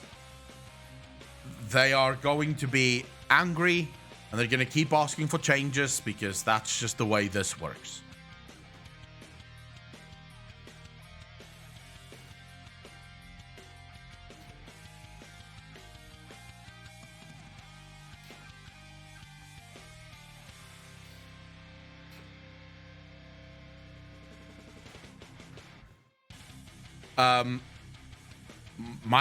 My brother has gone, I think, through some shit similar to that. The Lord. Yeah, I mean, I don't even give a fuck anymore. I'm at a point now where I sort of just say, let's sit back and see how far this goes, because at some point they're going to have to wake up. Yeah, they're gonna have to wake up and realize that no, this is not working. And I would say that the Lord, most progressives, like true progressives, not the regressive left that we have these days, but most progressives aren't on board with this shit. Because most progressives see this for exactly what it is. It's regression. It's moving back in time to things that we all agreed shouldn't matter. You know, we all agreed certain things shouldn't matter, like skin color. We agreed that skin color shouldn't matter. Just the other day, I told all of you, the other day, there's a high school teacher, a headmaster of a high school, the principal of a high school, in some state, I can't remember what state it was, who got into the news because she basically set up 2 classrooms, one for white kids and one for black kids. And it's like, what? When the fuck was that okay? Like, we used to have that, and we all said, that's just wrong. The kids should be going to school in the same classrooms. We should be able to sit on the same fucking bus. We should be able to use the same bathrooms. And now we're moving back in time. And by the way, this headmaster was black, and her reasoning why she was doing that was because, she wanted to give the children safe spaces to hang out in. And the kids shouldn't mix because there should be safe spaces. And it's like, no, what you're doing is racist. What you're doing is racist because you're basically teaching these kids from a very young fucking age that they're different. They're not the same. They can't be in the same classroom. Why are you doing that? We should be teaching kids that you are the same. It doesn't matter. Your skin color literally doesn't change shit. And yet here we are, everyone remembers the great speech, right? I want to see a world where my children are judged by the content of the character and not by the color of their skin. And now we live in a world where everyone is judged either by the color of their skin or by their sexuality. What a great way of building an us versus them fucking narrative. And that never turns out well, just FYI. It doesn't turn out well, considering that only about 10% of the human population is gay, and of that 10%, 1% is trans. That's a very small minority within the world. If you start building an us versus them narrative, it doesn't take long for some bad people to have some bad ideas about what should happen with those 10% of people that you've now basically made the fucking other. And human beings never do well with the other. We've seen this throughout history. The other almost always turns into genocide, which is the one thing that I don't want to fucking see. It's the one thing that I don't want to see is stupid ideas coming back where people suddenly start going, wait, but shouldn't we just kill them? Or some shit like that. That's when we know, well, okay, fuck, the world's done.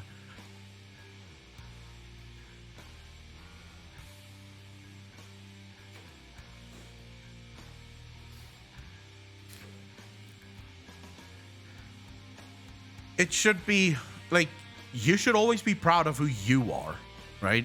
At least that's my belief. So I've always said this, and I maintain this, and I don't care who agrees or disagrees. I couldn't care less about your sexuality or your race. If you open a sentence with me saying I'm gay or I'm black, I've immediately lost interest in you. Because you've basically opened your sentence with something that tells me fuck all about you. You've told me, like, what? What have you told me? You've not told me about your interests, things that you like, dislike, your intellectual ability. You've taught me fuck all. You've basically told me I'm not white and I'm not straight. Okay, congratulations, you're not. I don't know what the fuck to do with that information. What I want to know is what kind of person are you, right? It's more, I would say this. Your sports team that you support on the weekend is more important than those things to me. Because at least if you tell me you're a Buccaneer, I know that we could support the same team on the weekend, you know? Whereas if you tell me you're a Seahawk, maybe we don't watch the game together, you know? Or if we do watch the game together, we sort of don't get too drunk before the game is over. Whatever the case might be, right? But I don't think you don't teach me anything when you give me these immutable characteristics that have no bearing on who you are as a person.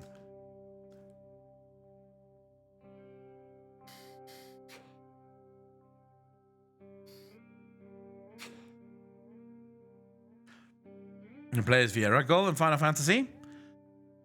I am a teach IRL. Cyber, what do you mean you're a teach IRL?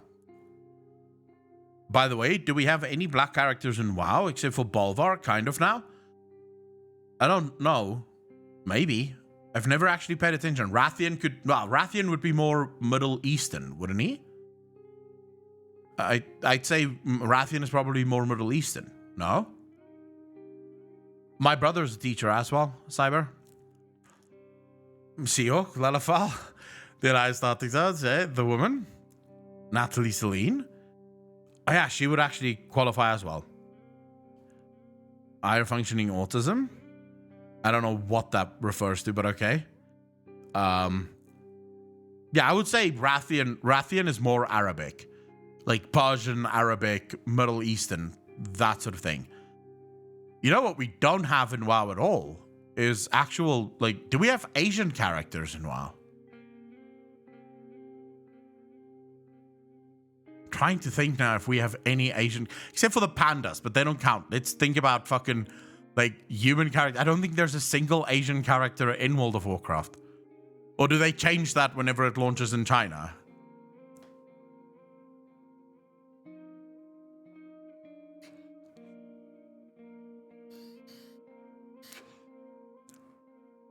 Weapon vendor in Stormwind. You see, I haven't played in Stormwind for so fucking long that I don't know.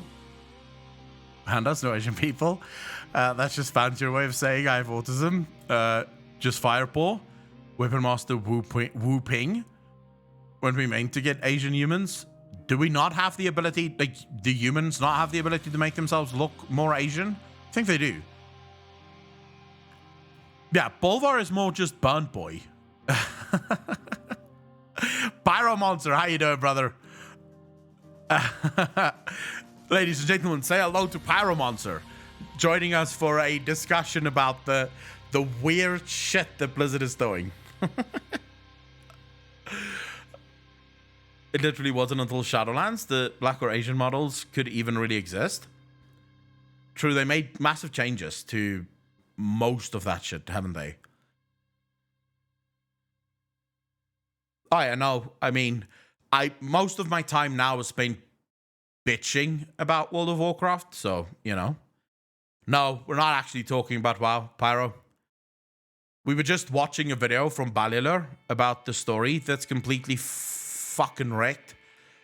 Along with all my videos about the story that's completely blowing shit. No, I've been spending most of my time playing Final Fantasy.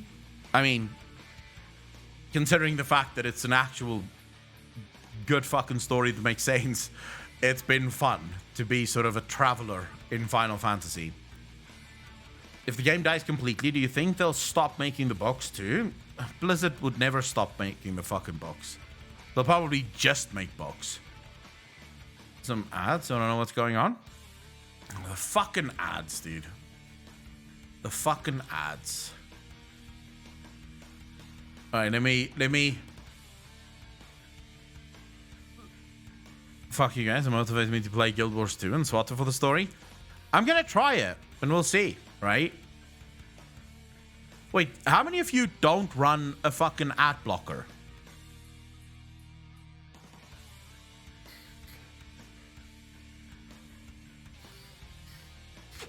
Sheriff, how you doing? Oh, you're on your phone. Okay, that makes sense. That makes sense.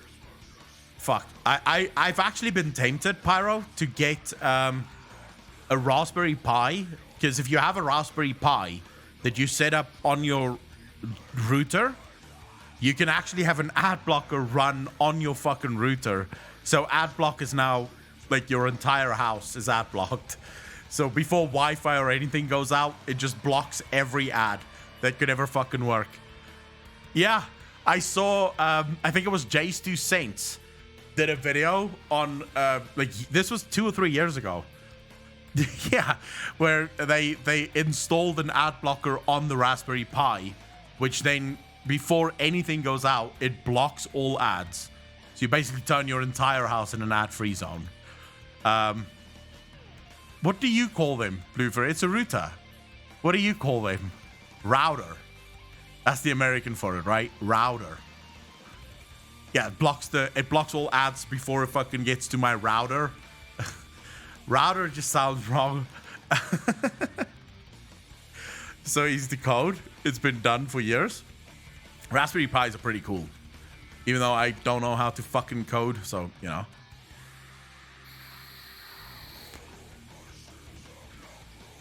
I don't know, WoW Story kind of lost its magic for me. Of course it's lost its magic. Because no one has a fucking clue what's going on. I mean, I've discussed this, and I've said this multiple times. And Blizzard doesn't seem to understand this. Legion worked because we knew what was going on, and there were sort of interesting things going on top of that we could speculate on. Shadowlands doesn't work because there's nothing interesting going on. Because we don't know fucking shit. When Paramonster leaves, that's how you know the story went to shit. True. I mean, I'm on at that place where I've basically been spending a whole lot of time covering other shit. Mostly bitching about the game. And I'm even now going into some, not Final Fantasy lore, but just sort of reaction stuff, first impression stuff, things like that, right? That I'm going to cover for Final Fantasy. I'm going to play some Star Wars The Old Republic, because I have people in my chat that's been asking for a long time that I try Star Wars The Old Republic. I've never tried it, so I'll give that a go. Do some first impressions on that. Maybe also some story reactions and stuff. Sandman, by the way, thank you for 2 months up, dude. Really appreciate that. 4 months in a row. Thank you, thank you, thank you. I'm basically turning my fucking channel into something else. Because I don't, even if, let's say I stuck with WoW, I don't think WoW is going to survive. I don't think WoW is going to survive. Based on comments, based on feedback, based on video performance, my video about New World did better than my fucking lore videos do. And whenever I do put out a lore video, it's just a bunch of people bitching and moaning that they don't care about WoW anymore. So... A Colin and Pyromancer trial content when? I think Pyromancer is way ahead of me when it comes to Final Fantasy. I take too many fucking detours in Final Fantasy. At the moment, Chocobo Racing has my heart. I could pay the subscription in Final Fantasy just to fucking Chocobo Racing.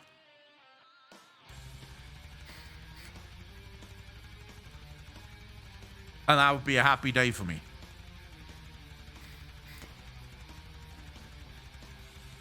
We'll spend the next sort of half an hour or so hanging out, chatting still. And then when I get back from the gym, we'll play some Final Fantasy, by the way. Let's just say we went longer than what I thought we would with Ballila's video. I wanted to do about 2 hours of just chatting and then about 2.5 hours of Final Fantasy. And then tonight we'll play Final Fantasy. But then I paused way too much during Ballila's video. So I do apologize. But, you know, once I get home from the gym, we'll go live and we'll play some Final Fantasy. And this time, hopefully, I don't get sidetracked into something else that's really cool. Valestris, we did benching last night. Let me see. We did bench last night. Let me just open the app so I can tell you exactly how much I did. I can't remember. Okay, here we go. Bench week 1. No, that's wrong. No, fuck my life. I'm in the wrong spot. Hold up. Week 2. Sorry, bench press. All right, so last night it was we did 65 kgs AMRAP. So the way my program works is you do a warm-up, right, which is 28 kilograms, 5 reps, 35 kilograms, 5 reps, 42 kilograms, 5 reps. These are one after the other, right? You don't rest at all. Then you do 3 reps at 49 kgs. Then you rest for 2 minutes. Then you do 3 reps at 56 kgs, then you rest for 2 minutes, and then you have an AMRAP, as many reps as possible, at 63. That's 90% of my what you would call 1 rep max. I managed to do 16 of those in the AMRAP. So it was... I was fucking tired after that. The story is good. I take my time and get so easily sucked into it. Honestly, what would you do? Would you try saving a sinking ship that is impossible to rescue at this halfway down the water, screw your crew and ignore it, and go down with the ship, or let the sinking and rescue your crew and rebuild a new ship? Wow, it's the sinking ship. At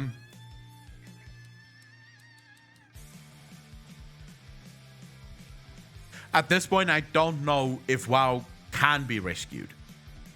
So the only way World of Warcraft can be rescued at this point is if they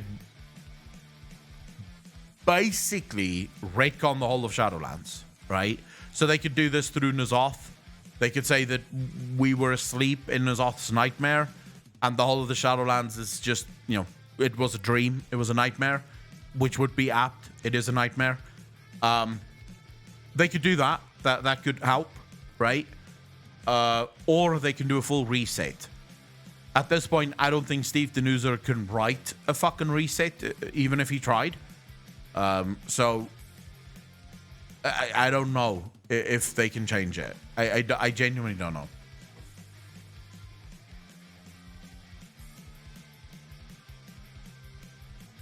Oh my god, squats. I'm doing squats tonight, so I'll tell you after. When I get home, I'll tell you. We're squatting tonight. I think you need to make your channel a game theory, but not for toddlers. I bet you'll blow up on YouTube. Nikas, I'm going to continue covering the things that I love, right? I don't know enough about the Final Fantasy lore to get into lore there. So I'm probably not going to get into lore for Final Fantasy until I've at least finished the whole of Final Fantasy. So once Endwalker comes out, as soon as I've finished Endwalker, I could always start looking into like the lore and maybe covering some of the lore.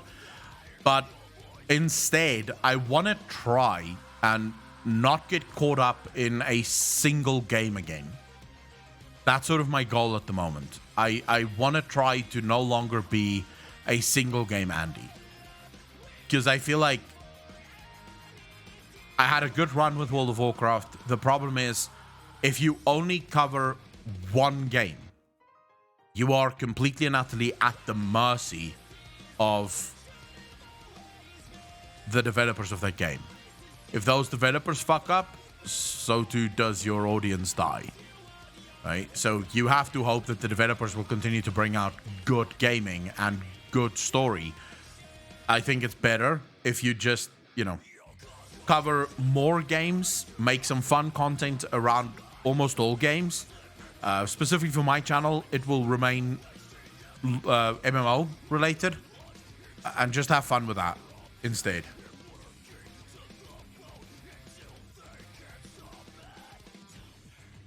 Lilith, yeah, variety is very important. Now, I would say that the WoW lore isn't going anywhere, right? There's still some stuff that I enjoy speculating on with WoW. There's still some bits and pieces of the lore that I enjoy diving into. But it's probably gonna be limited to about, I'd say, maybe once a week, twice a week at most, and the rest will just be sort of, everything else.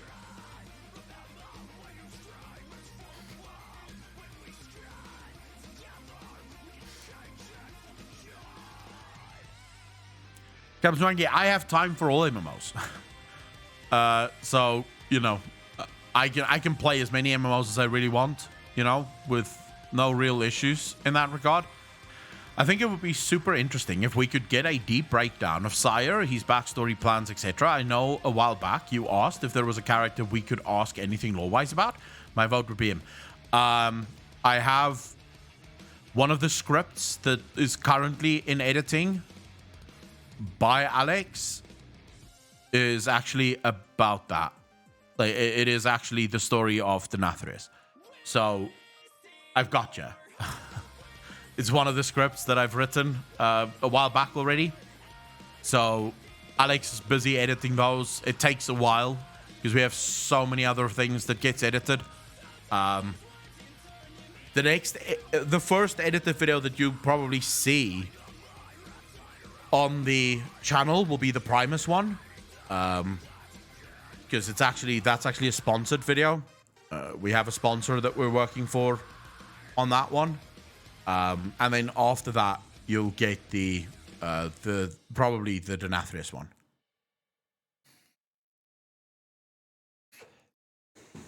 Alex, you want me to download the clips?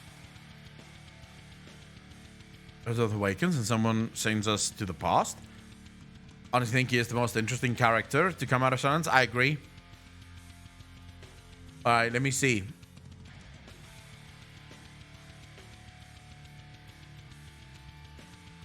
Oh man, we have so many fucking things now on the channel. It's surreal. Which one am I looking for, Alex? Edit rush clips. Yeah? Alright. I'll download those now.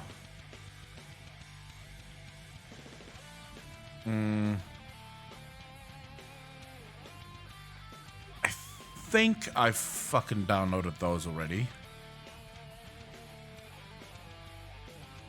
Yeah, I think I've uploaded those already. I'm downloading them now, Alex.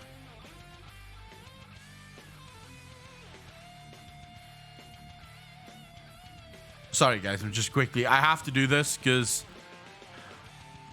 myself and Alex have run out of space on the Google Drive. So we effectively have to do this the whole fucking time. By the way, Alex, remind me. We need to get you the upgraded G drive as well.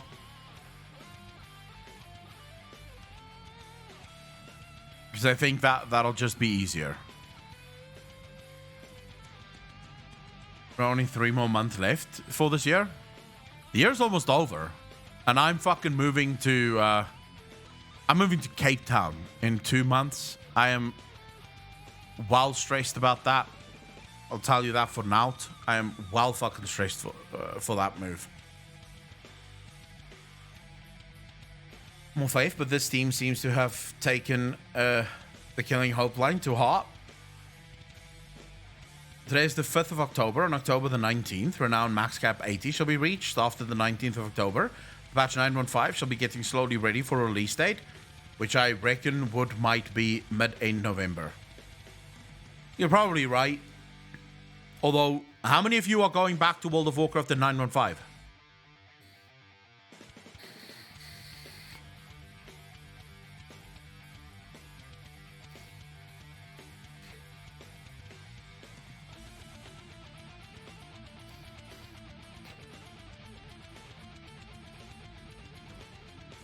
My B-Day, so no, I'm not going back to WoW just yet. Invoker releasing? No. I mean, look, here's the biggest mistake. The biggest mistake that Blizzard can make is launching 915 at the same time or around about the same time as Endwalker.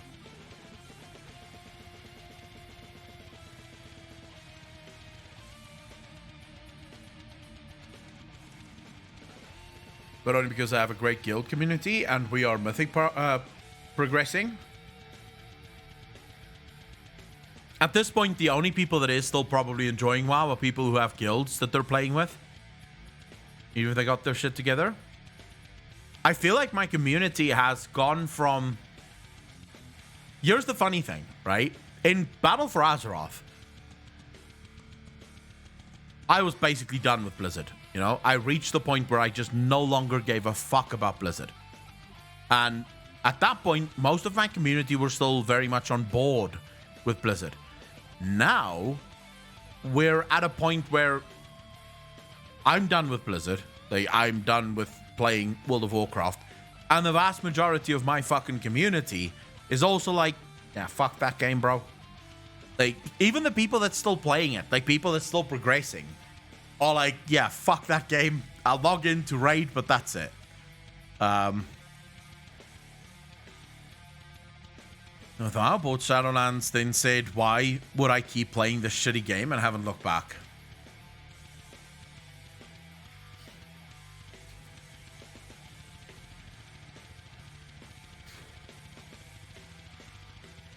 Playing with others. Look, I've said this before. Any game can be fun if it's done with friends.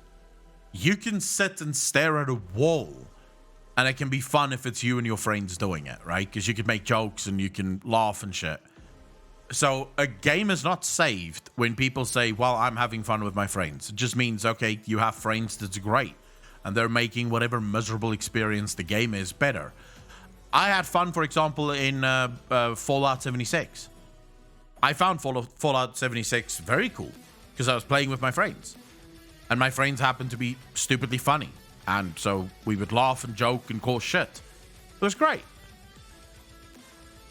Fallout 76 was an absolute shit game. Like, if you played that game alone, it was shit. But it was fun with friends, because all things are fun with friends.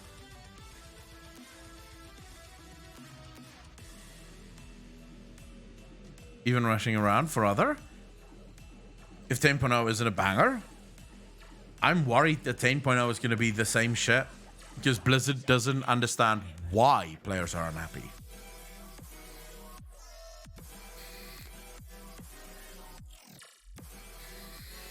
Look, I'll be back for 10.0 if they do things that I think is right. If they don't, I won't. It's as simple as that. I am now at the point where I'm saying, Blizzard, prove to me that you deserve my money.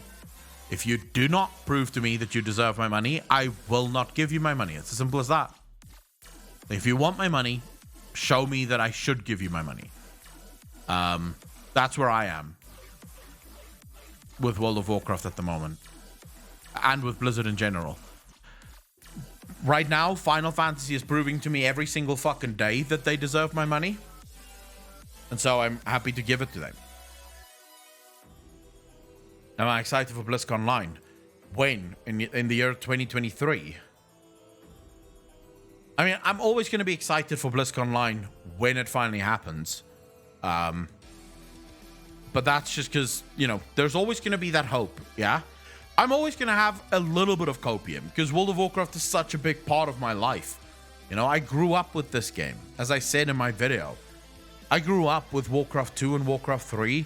I played those games to death. I've loved this story in this game for so long that it's always probably going to be part of my life in some way, shape, or form. But I won't be buying it until I get a reason to. I won't be buying into it anymore. Like, I'm at least done with that, because I feel betrayed. You know, every new expansion comes out, we hype it up because it looks like it's going to be good. We warn Blizzard that certain things aren't going to work and these things are going to be shit and they should change it. Blizzard doesn't change anything. And then the game launches and I go, well, I basically lied to my community, because I told my community Blizzard will probably fix these things because they don't work, and Blizzard isn't fixing them. So yeah, I'm at a point now where the Blizzard devs can go fuck themselves. If they want my money, show me why.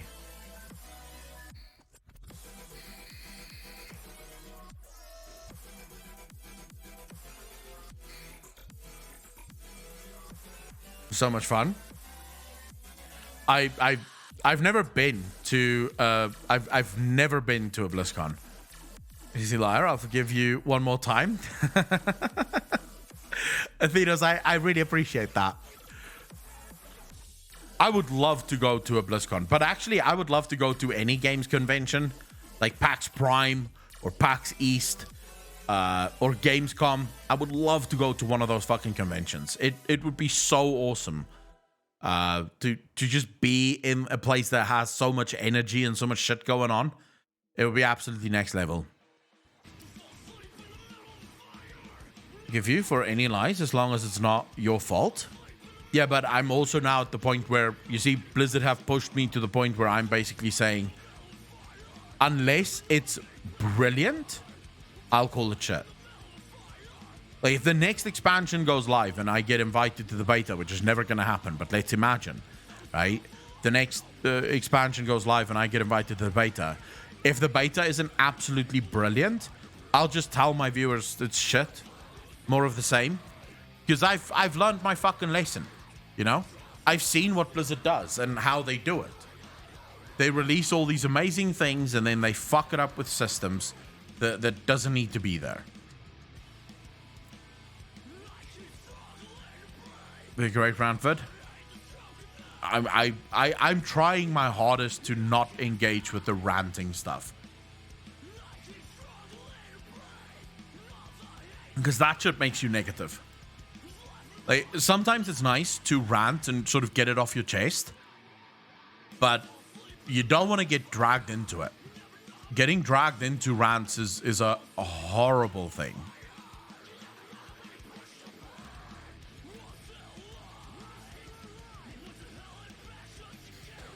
I've been there. I've been there. I've allowed myself in the past to get dragged into that ranting culture, the negative Nelly culture.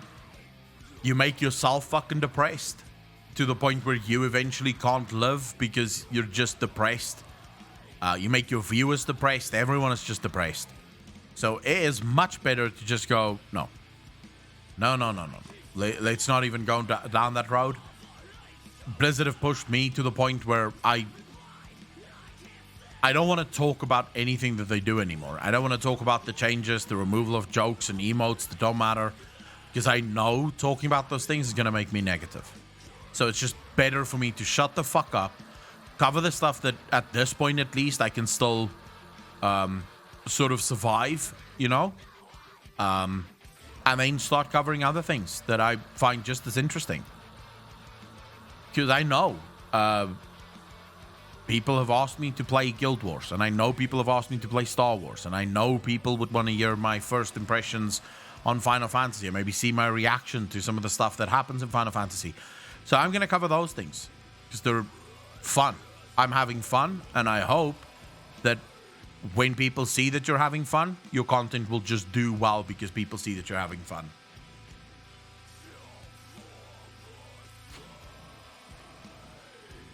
I mean, it's interesting, you know?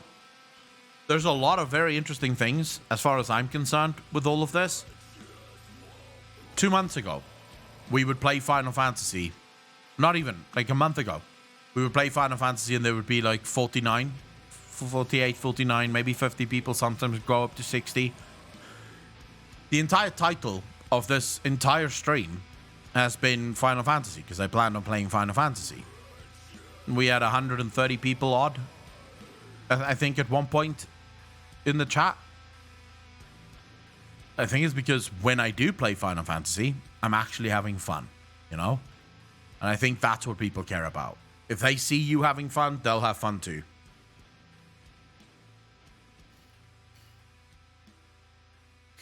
Scarface, don't say that. Because if I was actually going to stream what I find fun, I'd be playing Mass Effect all day. I'd just be making you guys watch and rewatch the story of Mass Effect. To avoid spoilers, Sag. Elodie, I understand that. I understand that.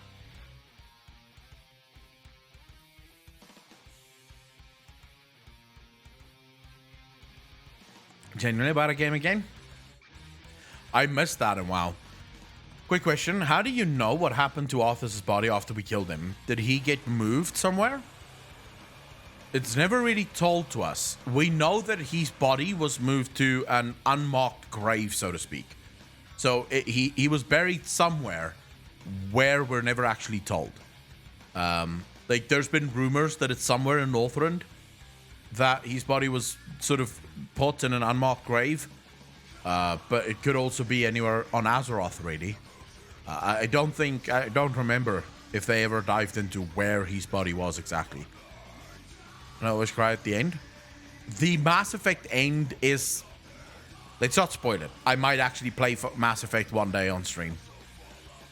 I don't care about spoilers. I love spoilers. Everyone I go to cinema to watch a movie, I always Google spoilers before that.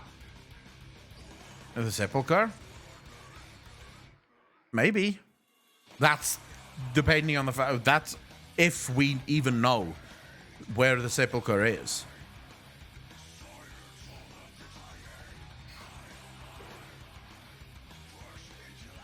It's Eric, the problem, like, they wanted Arthas to never be, like, remembered, right? So they would have put him in a place where no one would ever know about him. He was sort of a blight on the Alliance. So they basically put his body where we couldn't find it. I still believe that the Sepulchre's entrance is either in Lordaeron or Uther's tomb.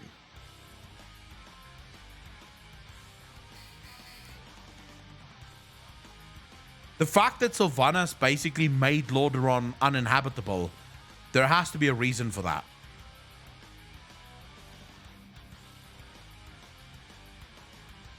There has to be a reason for it. Because why else? There's no other explanation for why she released the plague in Lordaeron. You could say, well, she wanted to kill Anduin and Jaina and them. Not true. When she saw that Anduin and Jaina and them got out, she wasn't upset or angry or anything. She almost smiled at the fact that they escaped. So, yeah, from what I'm looking at, from where I'm sitting, that was a massive change. The Sepulchre in Maldraxxus, we know that that's not the Sepulchre, right? Not the Sepulchre that they refer to as the place of the first ones. That is a Sepulchre, but it's not the Sepulchre.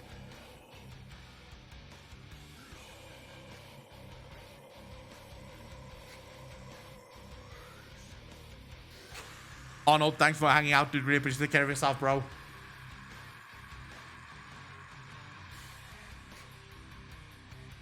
Perpetrator, when I say she almost smiled, it was more like a sly smile. You know, it was more like, you know, not a full-blown, haha, I'm glad you got out, but more like a next time, you know, kind of smile. That's why I say almost smiled. Probably not the right use of the word, but, you know, think it would be at the Scarlet Monastery, considering a Dreadlord was in charge of it. I mean, the Scarlet Monastery was sort of... It's interesting that the Scarlet Monastery, their biggest fight was against the Forsaken, you know? They were very much against the Forsaken. And it might be, again, pointing to Lordaeron. Yeah, the fact that they want Lordaeron for themselves.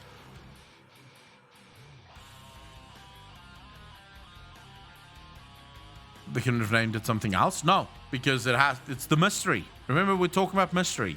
You have to have multiple places named as the Sepulchre so that people don't know what the fuck you're talking about.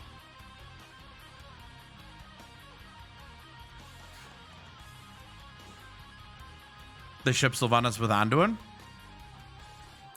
Lucky Anduin. No, I don't think Zaval is a pawn. Loki convinced 9.2 will be a revamped Lordaeron? It would be cool as shit. Can you imagine if Lordaeron is actually the entrance to the Sepulchre of the first ones? Where Arthur's body was, she would have raised him?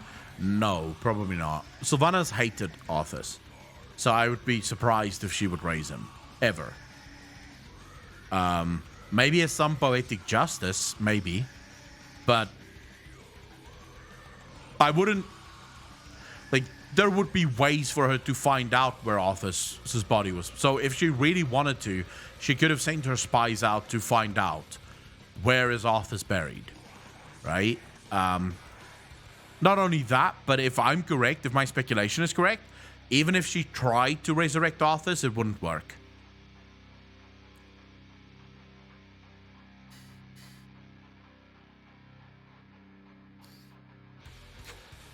Yeah, the first ones would have been to Azeroth, considering the fact that they technically made everything.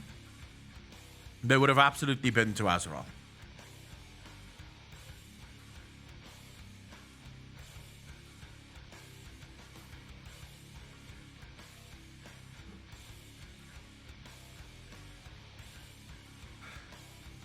I mean, it's everyone's guess, right?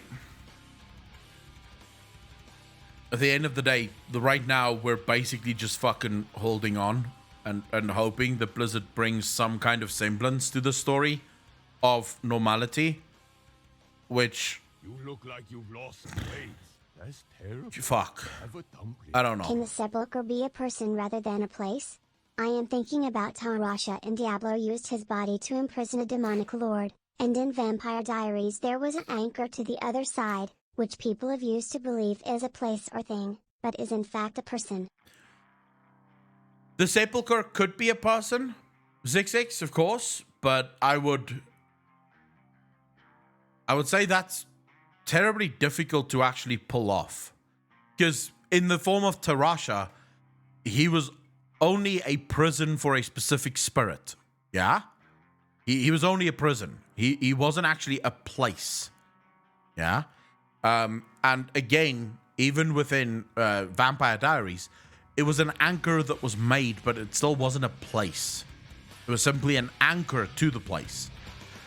If Blizzard came out with sort of next level, because here's the thing: if you want to tell a story that deep, so the sepulchre of the first ones is actually a person, it convolutes the story and it's unnecessary. You don't need to convolute the story that much. You don't need to overcomplicate the story that much. Less is more, right? Just pick something simple, pick something that, you know, most people wouldn't know where it is, but it is what it is, right? Anticipated, you're not, well, you could consider yourself late for this stream or early for the next stream. Datefly, this is true. In about, so I'm going to the gym now, but about hour and a half, I'm coming back, and then we'll play some Final Fantasy. So I am streaming again later today. Just right now, I sadly have to break for the gym every day. But hopefully when I get to Cape Town, I can go to the gym during the day. And that means I can go to the gym before I start live streaming. So that by the time I go live, I can just stream straight through the evening. That's the dream, at least. I would say. Are we gonna get there? I don't know. Hopefully. Hopefully. Suspended, thanks very much. Really appreciate that. I always enjoy the gym. I think, at least for me, I think the gym, a lot of people underestimate just how good a gym is. Like, how good a gym session is for you. It's just, oh my God. It is so much fun to... When I get back, I just feel so fucking good. I'm tired, yes, and I'm sort of stressed, but I feel good. I actually feel good. So yeah, I'm leaving for the gym now, right? I do end the stream, but you guys can always tell me if you want me to just run the stream. Then me and Alex can work on a landing page that says out to the gym. Although I think it's easier if I just go live again, so you actually get a notification that says I'm live again, rather than the stream just sort of running for no fucking reason whatsoever. We're waiting in the stream room, Big Sexy. I will be back as soon as I'm home, right? I will be back. Still looking into doing campfire streams? Yes, Kylie Cape. Those will happen eventually, I promise. Those will happen. My biggest hope is to turn my Sunday night streams into actual barbecue streams.